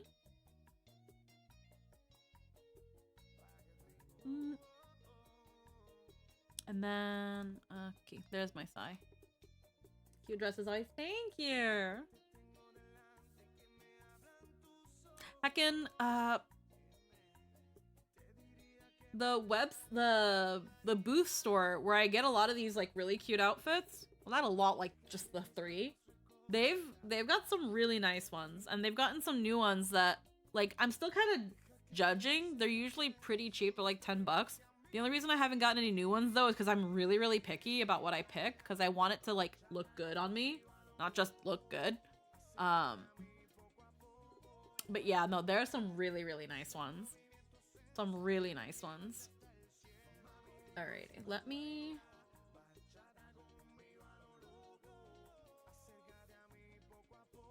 Did I not... Why is it not freaking giving me the damn video? There we go.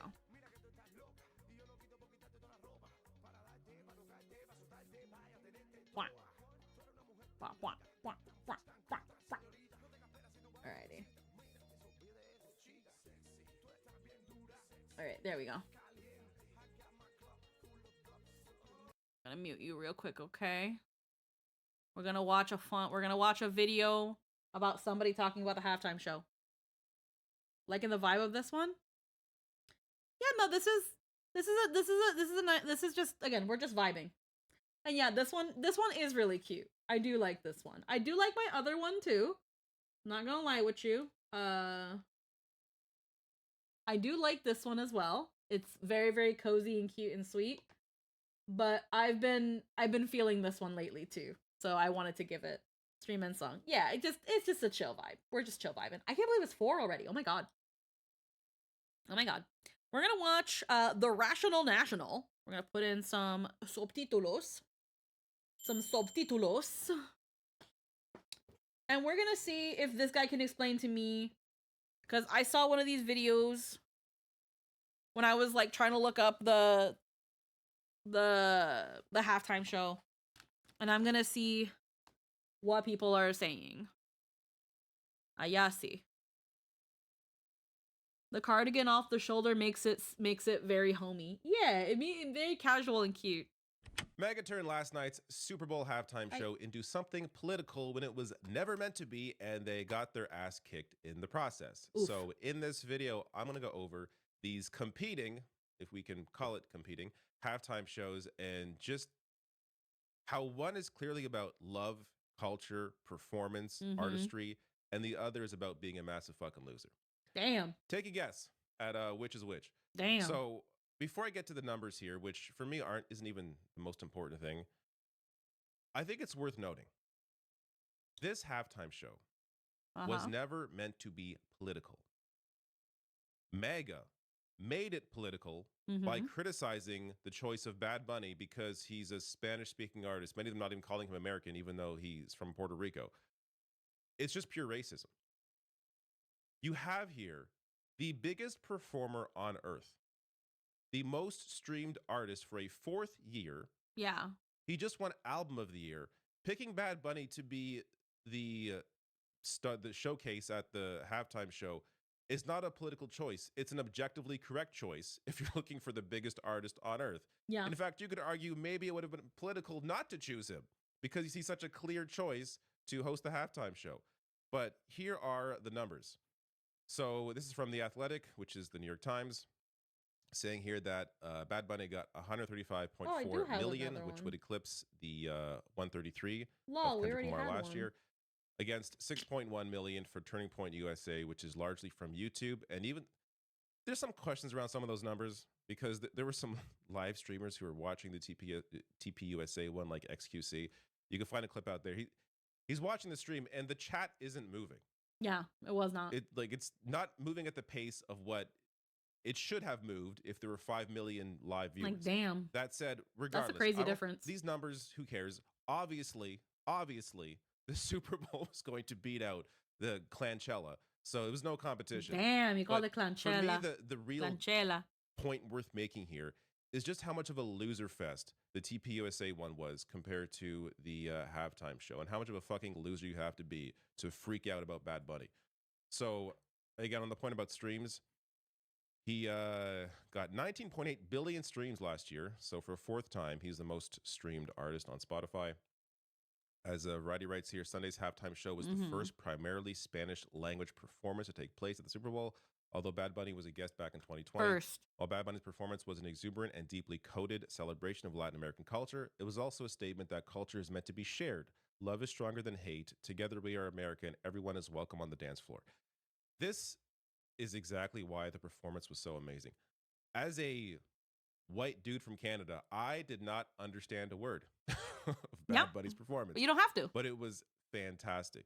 And the message of love was clear, not just in the performance of it, but at the end, I'll show you a couple of obvious messages about love and unity that came through. But it was an amazing performance. And there's a great piece here in Slate that I'm going to link to below the video that really goes over a lot of the intricacies and the discussion around why this performance was so meaningful, the deeper meaning of Bad Bunny's Super Bowl halftime performance. I do want to quote just one paragraph here from it. The days of an imagined, safe, white, English-speaking median audience, if it ever really existed, are over in the United States, and the appetite abroad for entertainment catering exclusively to that audience is waning. The idea of this default audience is not even a useful fiction anymore. This is a world where an anime film can win the top spot at the US box office, where the highest grossing movie of the year is Chinese, where the most watched Netflix show of all time is Squid Game, and where the longest reigning song number one song of the past year is by a group of K-pop demon hunters. 6 years ago, as Parasite was on its way to becoming the first non-English language movie to win the Academy Award for Best Picture, Bong Joon-ho talked about the riches that await viewers willing to overcome the 1-inch tall barrier of subtitles. Yeah. And it would seem that most of the world has cleared it. We are in a time now where the cultural barriers have come down, where we are now able to experience the full breadth of what art has to offer. If you're still stuck in your little box, that's on you, and you're free to do that, but you're not going to keep the rest of us locked up. So you can kick and scream and cry about artists like Bad Bunny becoming popular and running the halftime show. Subtitles are 1 inch tall for people who can see clearly. The point mostly being that if you're able to overcome, if the only thing stopping you from enjoying a piece of media is the language barrier, 9 times out of 10, there is going to be subtitles for you. And if you can get over yourself for however long the piece of media is and just read the subtitles, you will be fine and you will be able to enjoy that piece of media as well as everybody else. But you need to just you just need again to be like, hey yo, you know, you have to come in with good faith. You have to come in good faith. And again, for these people being like, oh, the show was all in Spanish, I didn't understand anything. Why is that stopping you from enjoying it? Like, you can't look up this man's lyrics. Just enjoy it. It's 15 minutes. But being genuine, love a good dub for the blind homies. Oh yeah, of course. Of course. Like, obviously. Like, you know, there are some people that can't even hear. And sometimes the halftime show be having a sign language interpreter. Like, concerts will have sign language interpreters for the deaf. They can't even hear the music. Not all of them, mind you. Some are like partial, but you can't even hear the music. Like, but the thing is though, at the same time, like the halftime show isn't always gonna be in English. And if the thing is like, well, I don't understand it, again, it's there's nothing wrong with finding like a lyric analysis, or again, maybe someone will do I don't know if people would dub these songs, but like, you know, like the majority of people, there are other ways to enjoy it. And when it comes to media like movies and TV shows, yeah, for the most part, there's going to be some sort of dub. There's a dub for Squid Game. But some people watched it subtitled because some people just don't like dubs. But there are ways to enjoy these media. So the subtitles is not that big a barrier. The English dub and customizing yourself to English voice acting is not as big of a barrier as you think. If you don't like it, there's always going to be another alternative way for you to enjoy these pieces of media. So it's not an excuse. White, I don't want to say white people, but people on that side, if your main complaint is, but I can't understand it, what was stopping you from enjoying anime? Do you watch anime with subtitles? Turn on the fucking subtitles, bruh. Look up the lyrics. I know you don't understand half the anime you'll be watching. Most of us loved it, and we're going to continue enjoying the full scope of what art has to offer. And that gets to the message that Bad Bunny's performance ended with, as Pop Bass shared here. The billboard behind him saying, "The only thing more powerful than hate is love." And then the football, "Together we are America," which, by the way, included Canada. When Bad Bunny yelled Canada, me, drinking the Corona, So me. every Canadian when Bad Bunny yelled Canada with the other countries he was yelling out. Very cool. It's cool just to be thought about, you know? It's cool to be included. Now, Donald Trump, I'm not going to read his garbage because, you know, but I do want to point out how much of a massive loser this man is. Like, the dancing is disgusting, especially for young children that are watching from throughout the USA. Really? You what? This would be the executive in the 50s saying, "Don't shoot Elvis from the waist down. It's too suggestive." Like, you're this much of a fucking loser. I mean, of course you are, but it's just, it's worth noting, along with the other everything else, baked in racism and everything else, just how much of a loser this man is.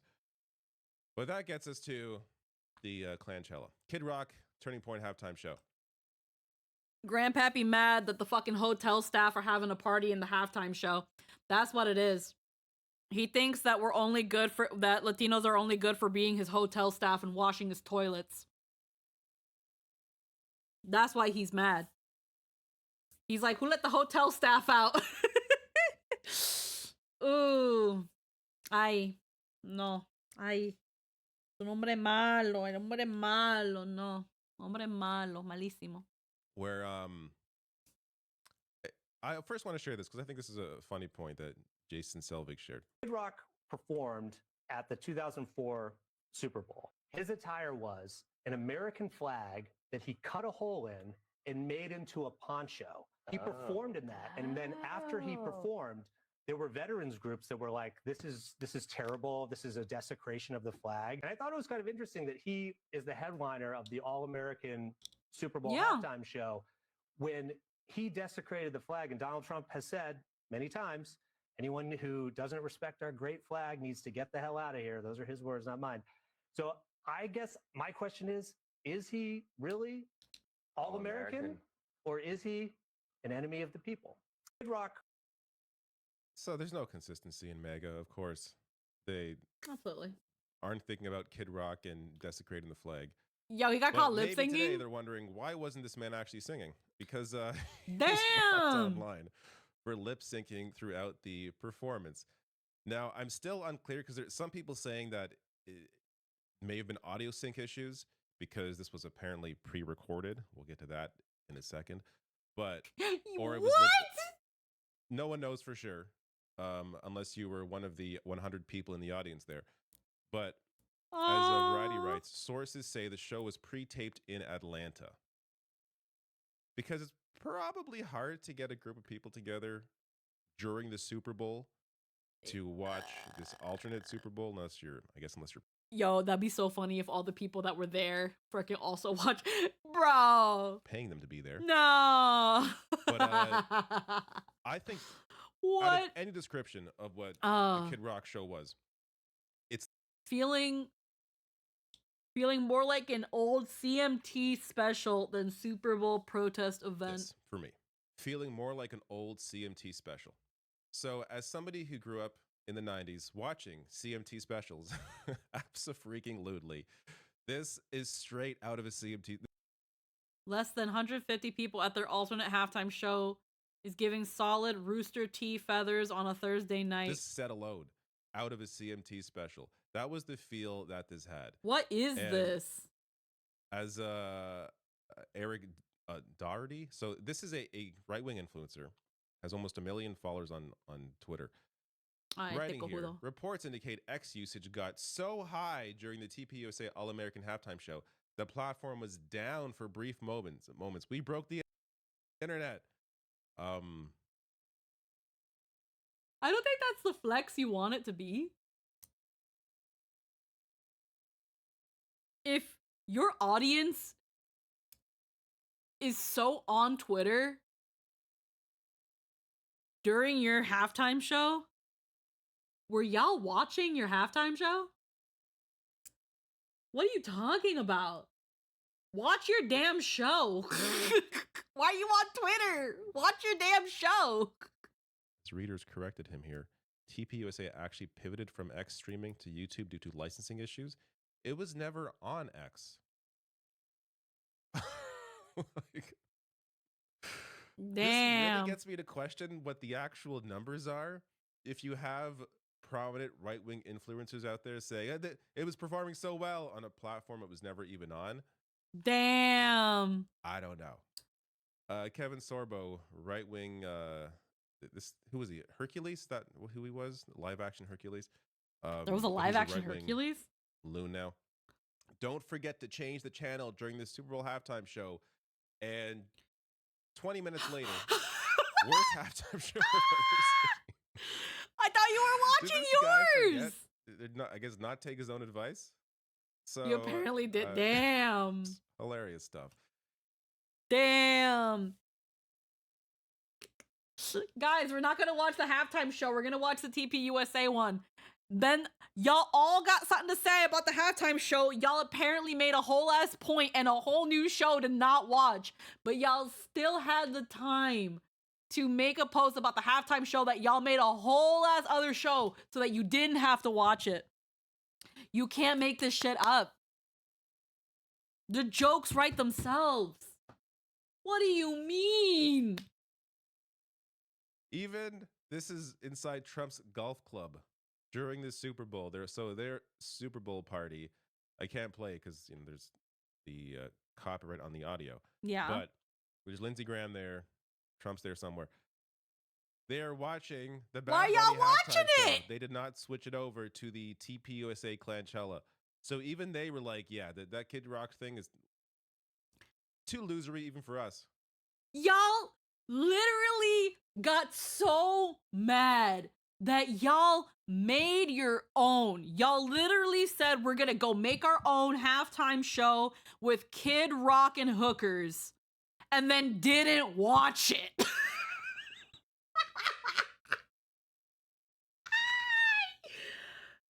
Yo, y'all didn't even watch your own damn show. If anything, that's a wonderful endorsement. So bad, they won't even watch it. What the fuck is this? ¿Qué estamos haciendo, gente? What are we doing? ¿Qué estamos haciendo? En serio, mi amores, what are we doing? What are we doing? Are you kidding me? Are y'all kidding me? For real? What? Y'all ain't even watching your own show. So they kept on the Bad Bunny. Here is Jake Paul, influencer turned failed boxer, purposefully turning off the halftime show. Let's rally together and show big corporations they can't just do whatever they want without consequences. I'm not even sure what this means. Again, Bad Bunny, the biggest artist in the world. They're choosing who people like to listen to, which equals viewership to them. You are their benefit. Realize you have power. Turn off this halftime, a fake American citizen performing who publicly hates America. I kind of... He's Puerto Rican, bro. What you mean a fake American citizen? Didn't this dude end up getting ratioed by his own fucking brother? So cannot support that. Jake Paul, as readers out of the context. Performing who publicly hates America. When? Pero, what the fuck? My fucking mouse. When did he say that? Here. He didn't say that. He said God bless America in the show.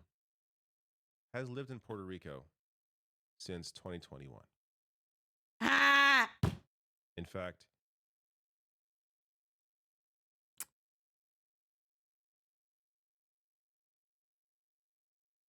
Remember when I was talking about the gentrification? Remember when I said the people that be coming in, that they be telling us to go back to our country, and they be telling us, oh, we don't belong here, and then they move into our countries because it's cheap? The jokes write themselves. The jokes write themselves.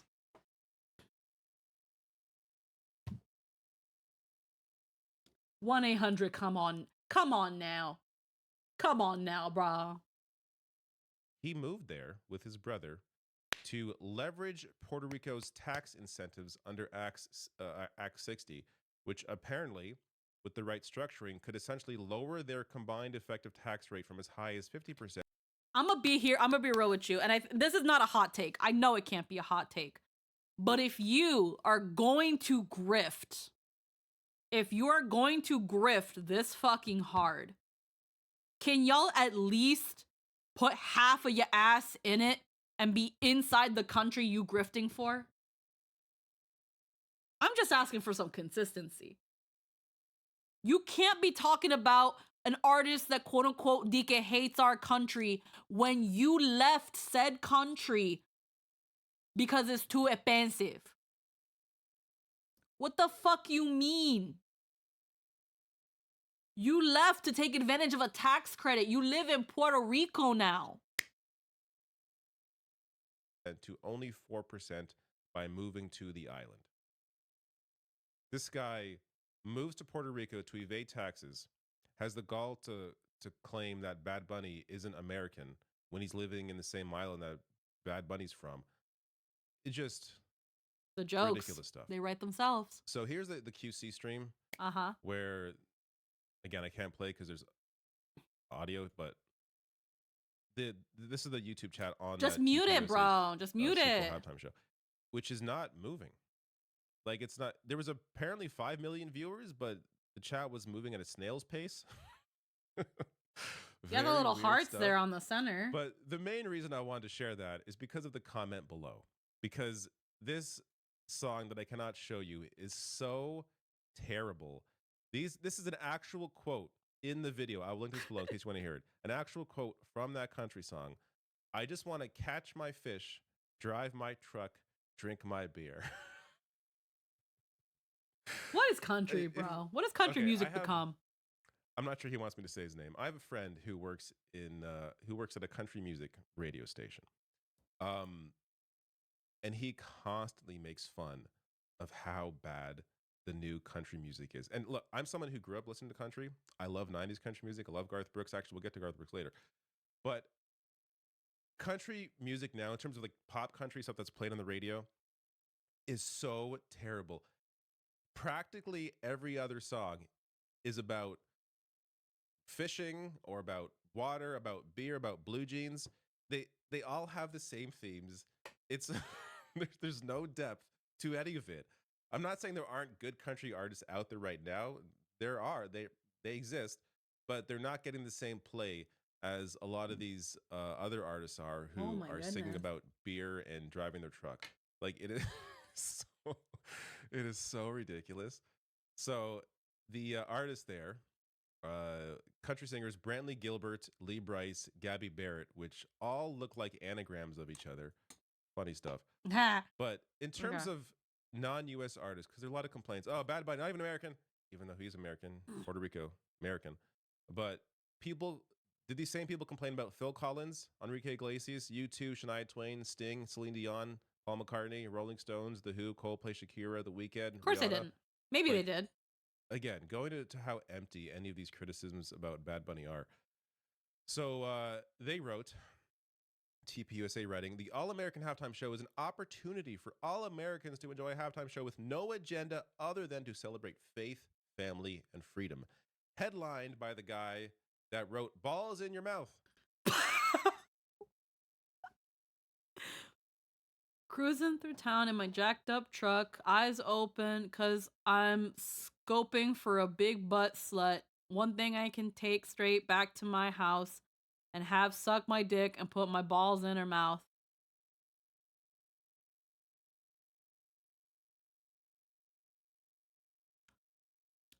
Now get it, get with it. Look across the street. I seen a slimmy in a skirt bopping to the beat.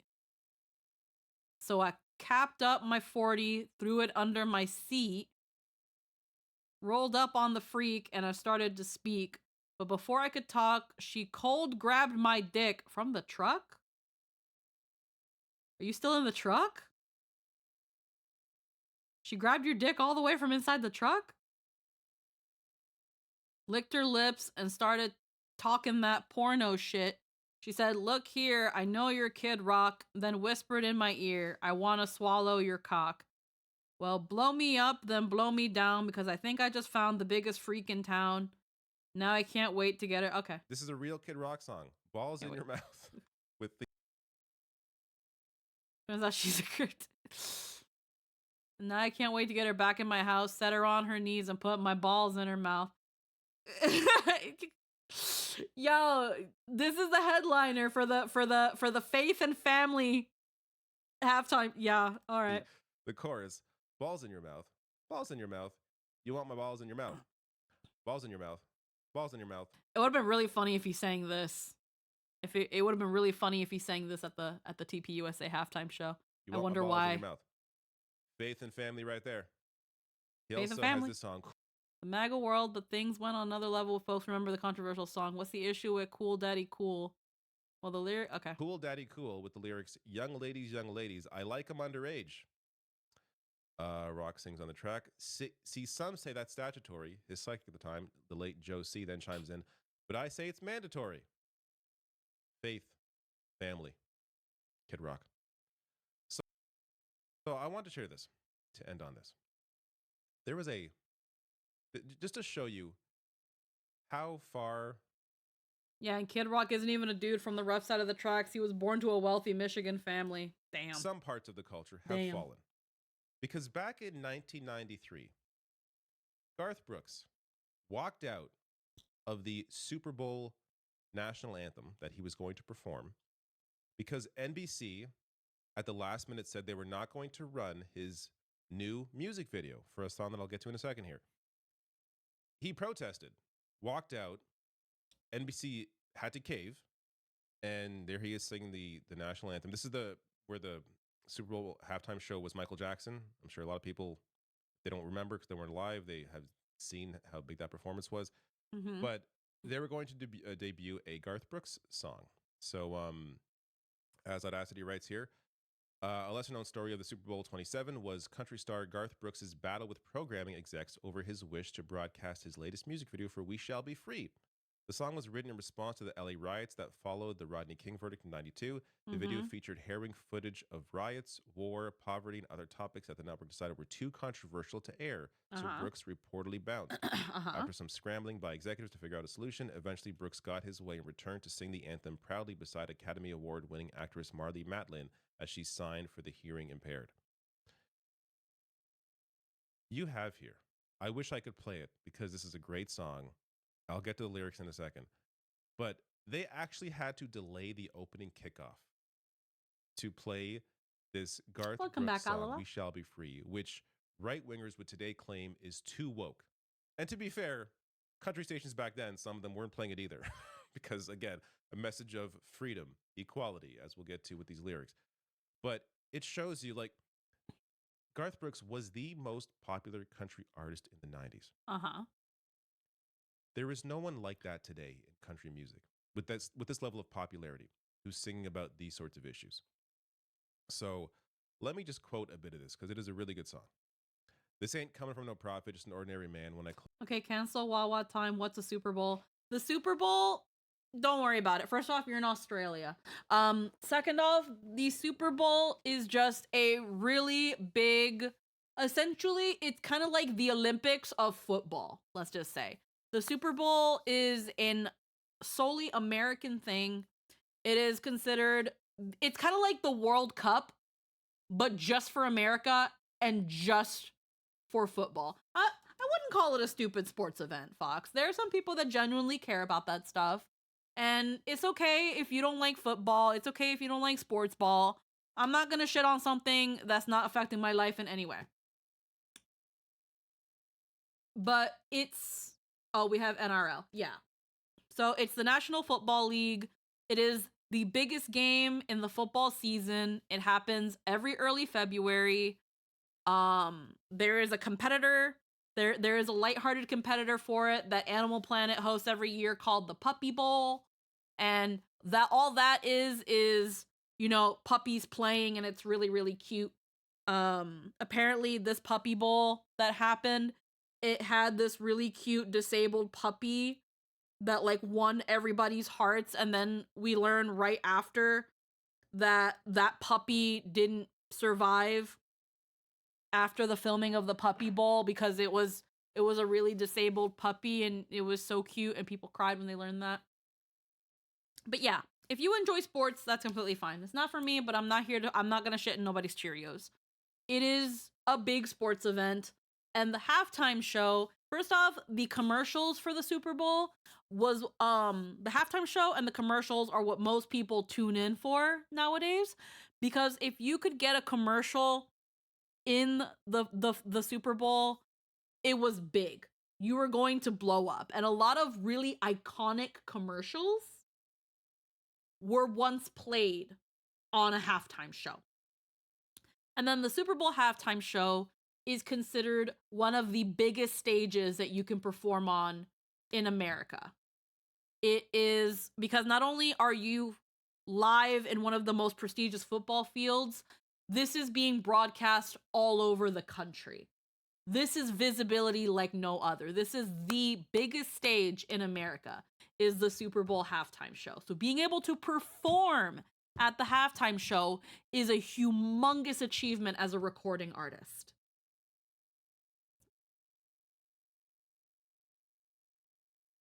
And it's not something every artist gets to perform at. There's your main headliner. Sometimes they'll bring a couple guests, but it's usually about a 10 to 15 minute show.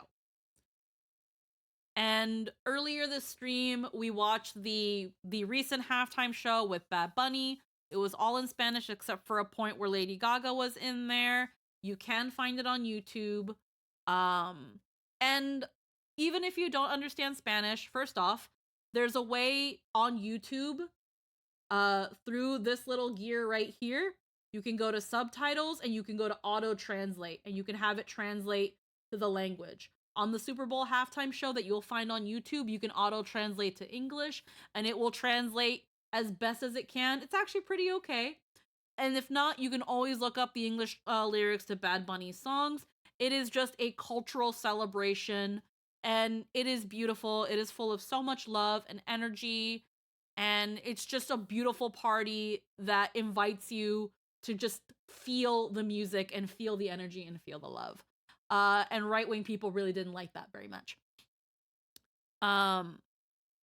So he's just talking about how the right-leaning side of things were so butthurt about a Puerto Rican man, Puerto Rico, which is an American territory, so they are considered Americans, was headlining the show and did a Spanish performance. They were so butthurt about this that they said, well, we're not going to be watching no Spanish brown folk jumping around during our old football, so we're going to go create our own.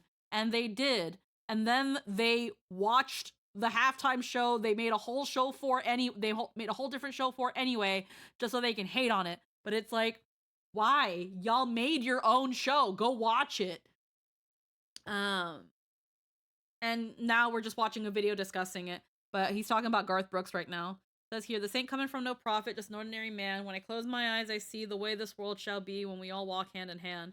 When the last child cries for a crust of bread, when the last man dies for just words that he said, when there's a shelter over the poorest head, we shall be free. Close my eyes, I see the way this world shall be when we all walk hand in hand. When the last child cries for a crust of bread, when the last man dies for just words that he said, when there's shelter over the poorest head, we shall be free. speaking to poverty, feeding the poor, speaking to freedom of speech. When the last thing we notice is the color of skin, when the first thing we look for is the beauty within, when the skies and the oceans are clean again, we shall be free. Speaking to a clean environment, speaking to anti racism. This is a country Like, song. can you imagine the top selling country star today doing anything like this? Yeah. When we're free to love anyone we choose. When we're free to love anyone we choose, when this world's big enough for all different views, when we can all worship from our own kind of pew. Freedom of religion, gay rights. This song is from 92. Country music song speaking about gay rights. And when money talks for the very last time and nobody walks a step behind, when there's only one race and that's mankind, we shall be free. This is anti-capitalist. Like, there is nothing like this in country today that, I should say, at this level of popularity. This is not what's dominating country today. So really shows you how far that genre has fallen. But again, I want to hear your thoughts on the competing halftime shows. Did you even watch the other one? What are your thoughts? Did you even on watch it? Bad Buddy and Clanchella? Let me know below the video. If you enjoyed this video, please hit like and subscribe and check out some of the other videos I have. Yeah, so damn. Yeah. So the halftime show, the TPUSA halftime show that they created because they were really mad that Bad Bunny was headlining the main one, had a lot of country music artists. And nowadays, a lot of country music is very, I just want to fish. I just want to shoot my gun. I just want to drink beer. I want to drive in my big loud truck. Like nowadays, country music sucks. Like country music has always been kind of a divisive genre, but nowadays it's nothing like what it was even about. Because there was country music that was talking about like Dolly Parton. Dolly Parton is country music, beautiful country music about love, about life, about loss, about, you know, personal things, about things you can relate to. Like there's the Dolly Parton song 9 to 5, which talks about, you know, how you got to work for a living, how it feels like you get shafted by your job. Like Dolly Parton is country. Driving in truck right after a beer. Hey, the pump is shaped like a deer. That's not country. And Garth Brooks, but now a lot of country, like again, one of the things he showed was like, he didn't play it, but he was like, I just want to catch my fish, drive my truck, shoot my beer, and I want to tell my little girl that a little boy can't be a girl in this cancel culture world. And it's like, what? It's so right leaning and so like, look at how hard our life is. What about our life? What about how hard we have it? It's so whiny. It's so whiny. Meanwhile, a country legend, Garth Brooks, someone who they would have probably been like, Garth Brooks, yeah, Garth Brooks was a real American. He wrote a song. He wrote an iconic song against everything they stand for. Loving who you want to love, anti-capitalism, save the environment, feed the hungry, help your neighbor. Things like that. Things that they'd be like, nowadays they would say that song was too woke. And that's crazy. That there's a grand irony to that. So, there was also a couple videos I saw on Twitter. Lol, I never posted my go live notice on fucking Blue Sky. That's funny. Of course I didn't.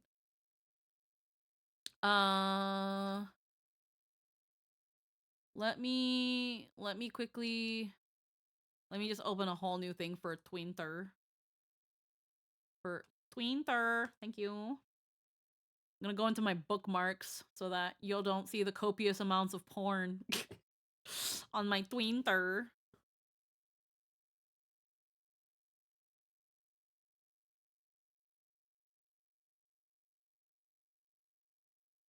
Okay.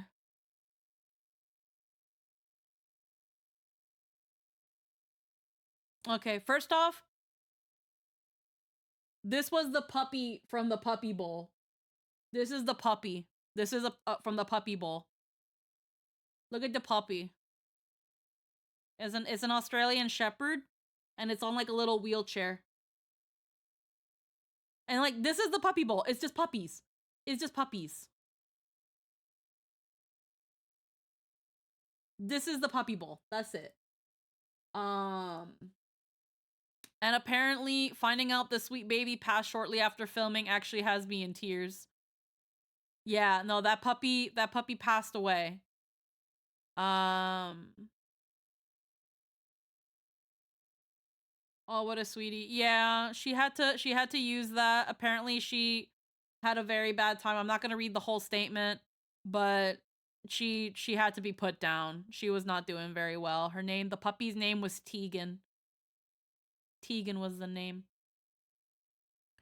Alrighty. And then this was another video I bookmarked because I was like, ooh, I'm going to look at this after I look at the thing. So I bookmarked it. I usually bookmark a lot of things I'm going to look about later. I want to talk specifically about the political references in this halftime show that really got me.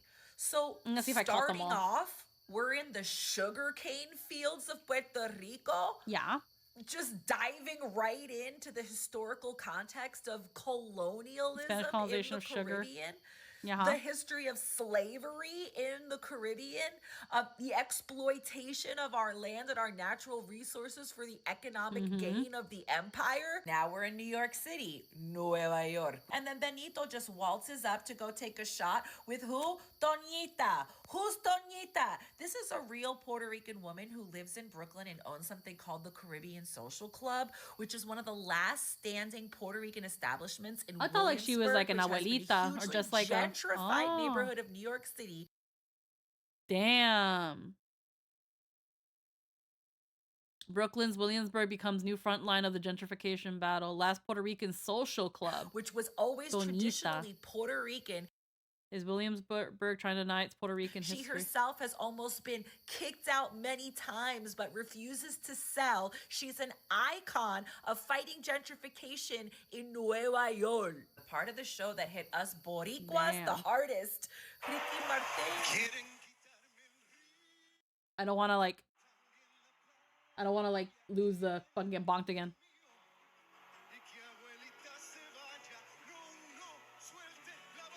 Then let go of the flag. I don't want them to do to you what happened. Ricky Martin from Puerto Rico just sang a Bad Bunny song saying, I don't want to happen to us what happened to Hawaii.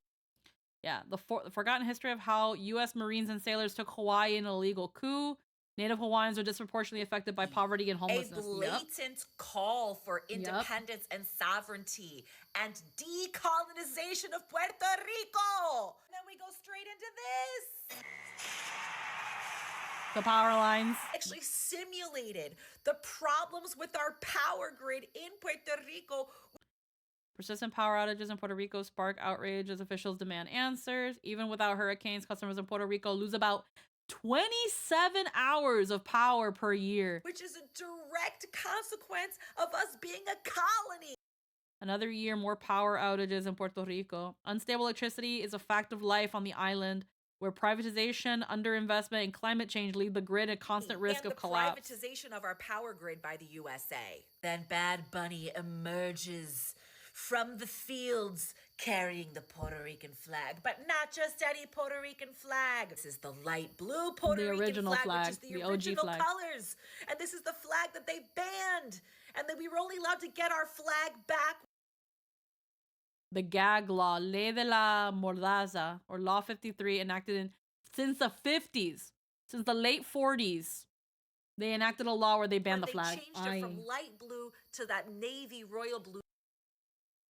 The Commonwealth flag in 52. Damn. To match the blue in the American flag. But by waving this flag, this is our original flag, again referencing our own sovereignty. Mi patria, Puerto Rico. Seguimos aquí. and ending it with seguimos aquí, which means we're still here. Even though you're trying to colonize us and gentrify us out of our own island, seguimos aquí. Yeah, because that's another thing too. Again, with the example from the other guy, like, it's not even just the cities that we kind of planted ourselves in, like Nueva York and, you know, Washington Heights, Williamsburg, the Bronx, Brooklyn. Like, it's not even just those areas that they're trying to gentrify and take from the Latino community, the Dominicans, the Cubans, the Puerto Ricans. They're also going into our countries. Oh, but they don't want to talk about that. They don't want to talk about that. They don't want, that side doesn't want to talk about that. They come into the Caribbean, into South America, and they gentrify. They come into our countries and they build resorts and they build hotels. And then on top of that, people build new houses on our land. I remember a while back, I saw a video where it wasn't a hotel. It was some people from the States. They moved to Mexico. They moved to a Mexican city. They have their own house in Mexico, and it's next to a Mexican restaurant that has been there since the 50s. And they call the cops. They call the cops on this Mexican restaurant because after a certain hour, that's where people go to drink. That's where people go to party. That's where people go to eat. And they will call the cops on the restaurant and complain. These white people that come to Mexico and build their houses and call the cops on the Mexican people saying that that they're being too loud, that they're being disruptive. And it's like, who are you? Pero it happens. It happens. So at the same time, again, you see people criticizing immigration, being like, oh, they're coming in and they're replacing us and they're building mosques and they're building this and they're taking that. Y'all do it to us. Y'all do it to us. Y'all do it to South America. Y'all do it to the Caribbean. Y'all do it to Mexico. Y'all do it to Puerto Rico. Y'all do it to DR. Didn't they throw a block party to welcome them after that? I think so. The Mexican restaurant threw a whole ass block party. Yeah. And a bunch of people came to like even further protest. They were like, do it. Get mad. Call the cops. We were here first. This is our land. You bought, no one told you to build your house there. But no, it's cultural exchange. It's cultural exchange. Y'all come into our countries. Y'all want to build your hotels. Y'all want to privatize the power grids. Y'all want to freaking displace people out of their lands. The place was literally known for the music. Yep. Y'all want to come in and y'all want to do that? Well, where are we going to go? We're going to go to your country now. Where you want us to go? If that side wants to be like, go back to your country, cool. Get out of ours. Get out of ours. Get out of Cancun. Get out of Cabo. Get out of Puerto Rico. Get out of DR. Don't act new. But we don't tell y'all to do that. Just let people live. Pero, así es. Así va la vaina.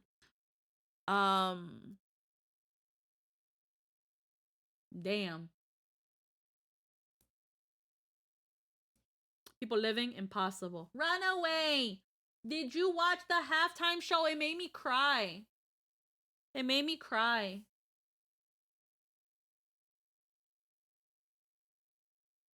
I watched the halftime show. It was really nice. I did in the ER. Did you like it? I liked it. It made me cry. I thought it was really nice. In the Well, yeah, Runaway's an ER doctor. He's a doctor. So he just, you put your little phone in the ER, and while he's saving somebody's life, he's like, hey, un VIP, un VIP. Vamos a un selfie. Yeah, Runaway is an ER doctor. He's a doctor. We never we're telling the truth. He's a doctor. But yeah. Okay, that's a bit important to know because I might not really have paid. I was filing some permits. That's okay. Do you want to watch it again? Are you free or are you still at work? Because I'm down to watch the halftime show again with some people. I thought it was really lovely. I thought it was lovely. It made me cry. Nah, I'm done. I can watch it. Yay! Well, we're not going to watch it on stream because my YouTube stream got bonked. My YouTube stream got bonked real bad. But maybe after stream. I'm probably going to be wrapping up really soon. Because as much as I probably would have wanted to do some other things, I've got so much to do, bro. Like, this weekend, I'm going to be going to the coast. I'm going to be over at Fan Expo. I need something to wash out what I saw today. Busy woman. I know.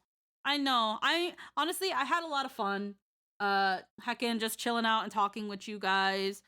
Thank you for humoring me. I've been so, hold on, I gotta turn on my music again for the last bit. I've just been feeling so aggressively Latina today. And for the past little bit, I did not see it as I do not have the networks to see it. Well, congratulations, Venku. I'm gonna let you know you can watch it on YouTube. You can watch it on YouTube.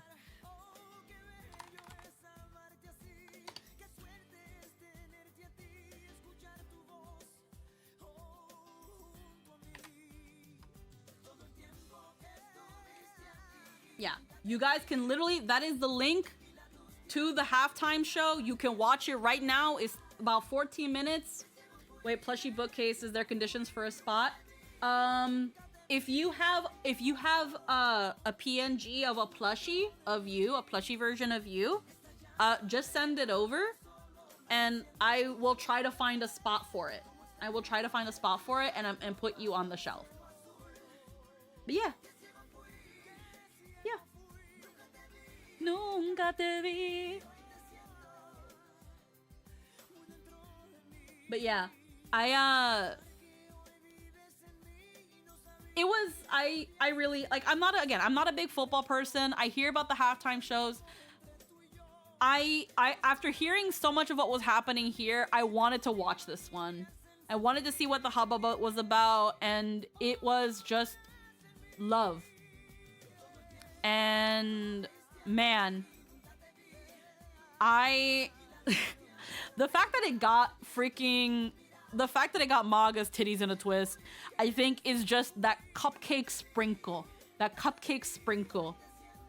Just that beautiful garnish on top that is like, damn, that just, like, the cool thing about cupcake sprinkles and garnish is that you don't need it to enjoy something, but it's a little nice to see that that's also there, you know? That little added touch, like, aww. But damn. So yeah, we are going to be aggressively Latina from now on. So we're gonna be aggressively Latina. This stirred something in me where I was just like, damn, it's, like I said, it's so nostalgic. It was so apologetically Latino, but not in a way that excludes people. It feels like a party that you can just walk into and be a part of. You don't have to understand what he's saying. You don't have to know what the song says. Just feel the energy. Look at how Lady Gaga, how much fun she's having on stage, and how everyone is just so happy to be there. There is so much love. I did see it last year's, and K. Dot went hard. Yeah, and I've seen the Kendrick Lamar one. I've seen that one. I adore Shakira's music. Yeah, again, you don't have to again, right-leaning white people complaining that they don't understand the halftime show is really, really ironic, because I know you don't be watching the anime. You don't be understanding the anime that you be watching. And I know you be looking for the subtitles, but eso, tú sabes, allá ello. We are going to be more aggressively Latina. Honestly, I feel like bit by bit, I become more aggressively Latina because, again, this is a part of me. It's a part of my heritage, my culture. It is my experience growing up. And I don't know. It was so nostalgic. And I'm not even Puerto Rican. I'm Dominican and Peruvian. But again, Dominican and DR, the Dominican Republic and Puerto Rico are so close to each other that we're in that similar like sugarcane colony thing that their stories are so similar. And my brother, my older brother, he's actually my half brother and he's half Puerto Rican. So I don't know, maybe I'll ask him next time I talk to him, but like, yo, did you watch the halftime show? Just like, it's so abashedly Puerto Rican. That's your culture, papi. You better show Ellie. show my niece. Show your daughter. But yeah. We're gonna... Again, like I said in the beginning of my stream too, being here in my streams, you are gonna walk out at least knowing one word in Spanish. It might be a curse word, but you're gonna walk out with some Spanish. Aquí se va a aprender algo. Aquí se va a aprender algo. You're gonna learn something. It just might not be what you want to learn. I tried learning Spanish 2 times. The school switched it to French because the teacher liked French better, and then Duolingo did green owl things. I mean, así son las cosas. You know, it happens sometimes. I find that the best way to learn a language is to immerse yourself in its culture. Become a part of it. Let it into you. Puta. Sucks when you go to the Miku concert and the boomer trucker talking about the gays behind you. Like, yeah, I know y'all be going to the Miku concert and not asking where the subtitles are. Also, according to the bird, I can't accent. I mean, not everybody can roll their R's. Not everybody, but you know, it is what it is. Así la cosa van, mami. It's okay. Not every Latino can roll their R's either, mama. It's okay. Pop, you know, not everybody can do a hun bun. No worries. I can if it's isolated. It's okay. Don't force it. The more you force it, the more obvious it becomes. There's no difference if you say arroz, or arroz. It's okay. Pendejo.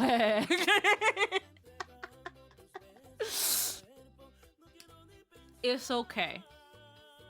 Because again, there are some Latin American countries that don't put the hard r on their words. Some of them will just say arroz. There's arroz and arroz, and it's fine. And like Jester, he can't roll his R's, but it doesn't matter. Like every other country, like most other countries and cultures, all that matters is that you try. All that matters is you tried. There is so much appreciation when someone... Yeah, that's rice. Arroz is just rice. Arroz con frijoles, arroz con guandule, arroz con habichuela. That all just means rice with beans. And here's the funny thing about rice with beans. We don't care about the color of the beans. We just eat them beans. It can be garbanzo, it could be red, it can be black, it can be brown. As long as it's good with rice. But yeah, the best way to learn a language is to immerse yourself in a way that engages you. That's why it's so hard to learn a language in a classroom. Arroz blanco, yeah. It's so hard to learn a language in a classroom if it's not engaging. The best way is to, again, just fully immerse yourself. Watch telenovelas. If your favorite anime has a Spanish dub, watch it in Spanish. There are so many ways to immerse yourself in a new language and absorb it. It's just... And be easy on yourself. Be kind to yourself. Give yourself patience too. You're not going to learn everything right away. You're not going to retain everything right away. Language has also come down to repetition.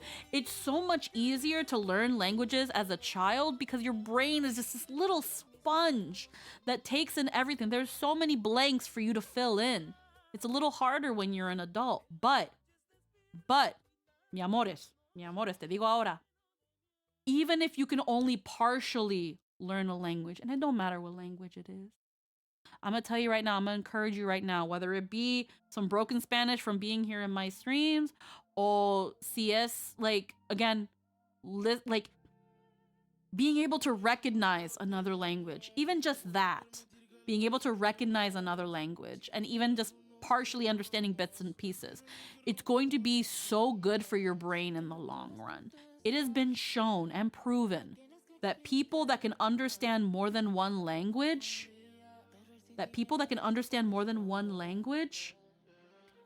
in the future will have so much better cognitive retention. It's a great way to fight away Alzheimer's, all those memory things that happen to people when they get older. Learning another language is a beautiful way to help your mental longevity. Please, para usted que te pido. I ask for you, for your own sake, te lo pido. I ask you. At the same time, alala, it's not like losing memory. It could also be a matter of like stress, depression, anxiety. That can also lead to memory loss and things like that. And some people just don't got memory like that. It's okay.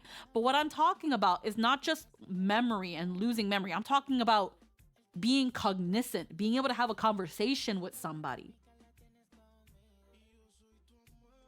Learning a language is so helpful for that. Te lo pido para ti.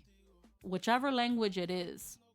You don't even have to be fluent in it. You don't even have to be able to freaking write me a novel in it. But just being able to parse and somewhat even just recognize, oh, that's Japanese. Oh, that's Portuguese. Oh, that's Italian. Oh, that's Romanian. Being able to pick that up is going to get you leaps and bounds beyond so many other people. Don't be these monolingual fucks. Don't be these monolingual fucks that are so just deranged.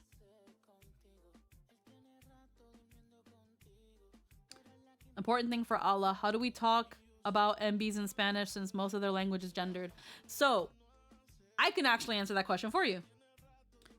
So, there are some communities in Latin America that are trying to adjust the language for non-binary. And one of the ways, because obviously Latin America has ello or ella or ella. There's feminine and masculine, but when it comes to referring people, there is something of a they. It's not used often, but it's ella. Where it's like instead of an A or an O, it's kind of like a E. Ella. So if I was to refer to Alala, and I was gonna be like, Allah likes a burger. Ala, ella le encanta, or le encante, because you can actually just put the E there to kind of try to neutralize the gender. El hamburguesa. Like, there's gonna be some gender language you're not gonna be able to get away from, but at least when it comes to the referential words, there is something that we can use. It's not foolproof, but it's something, and we're getting there. So again, if I was to say, like, Alala, they like burgers, I'd be like, Ala, ella le gusta hamburguesa. Ella le gusta hamburguesa. And honestly, it's okay to mix up the masculine and the feminine a little bit. It's not a big deal. Not like we be bastardizing our own language all the damn time. What's one more person doing it? It's okay. It's okay. But I'm gonna ask two things of you all. If you are a monolingual fuck, now in the year 2026, there is no excuse. There are so many ways to learn a language, and you don't even have to do it 100%. You don't have to write me a book. You don't have to recite me a speech. I just want you to be able to parse. Para usted, para tu mente, para tu vida. And learn to dance. Learn to dance. Aprende a bailar, coño. Aprende a bailar. Aprende a bailar. Some of y'all don't know how to dance. I'm gonna need y'all to learn how to use them hips. I'm gonna need you to you gotta utilize your ankles. Utilize your hips, your ankles, your knees. It's easier than you think, mamas. Utilize it. Utilize your arms. Think, just imagine a wave just going through your body. Just let it happen. Let it flow. It's not as hard as it looks. You can do it. You can do it. I trust you. I believe in you. I believe in you. Do you believe in you? I know you can do it. Pero así ya. Ya llegamos al final. Ya nos vamos. We are going to head out. I'm just gonna head out. I want you guys to know that I love you all. You guys are wonderful. I love you so, so much. Like I said, unfortunately, this weekend, there is not going to be a stream. There is not going to be a stream. We are going to be in the coast, me and Jester, for Valentine's Day. We're going to be seeing some friends. We're going to be going to Fan Expo. We're going to be doing dinner. It's going to be, me and Jester are going to be on our winter holiday. It's going to be very, very lovely. We're going to have a lot of fun, I hope. But because of that, we're not going to be having our weekend stream. There is a posibilidad that we might have a Monday stream because I'm going to be back on Monday, but no promises. No promises. But yes, for those who have somebody, happy Valentine's Day. For those who are going to be just hooking up with somebody, happy Ploppentine's Day. If y'all just hanging with the boys or with the gals or with the MBs, happy Gallon, Gaian, MB Times Day. I want y'all to have so much fun. I love you all. Me te quiero, mi gente. I will see you all next time. And for the doctors, happy STD exam day. ¡Eh! ¡Eh! Ese es mi conejo. Alrighty, guys. I hope you all have a wonderful week. Just know that I love you and I believe in you all. Mwah, Dios te bendiga. Te veo next time. Bye-bye.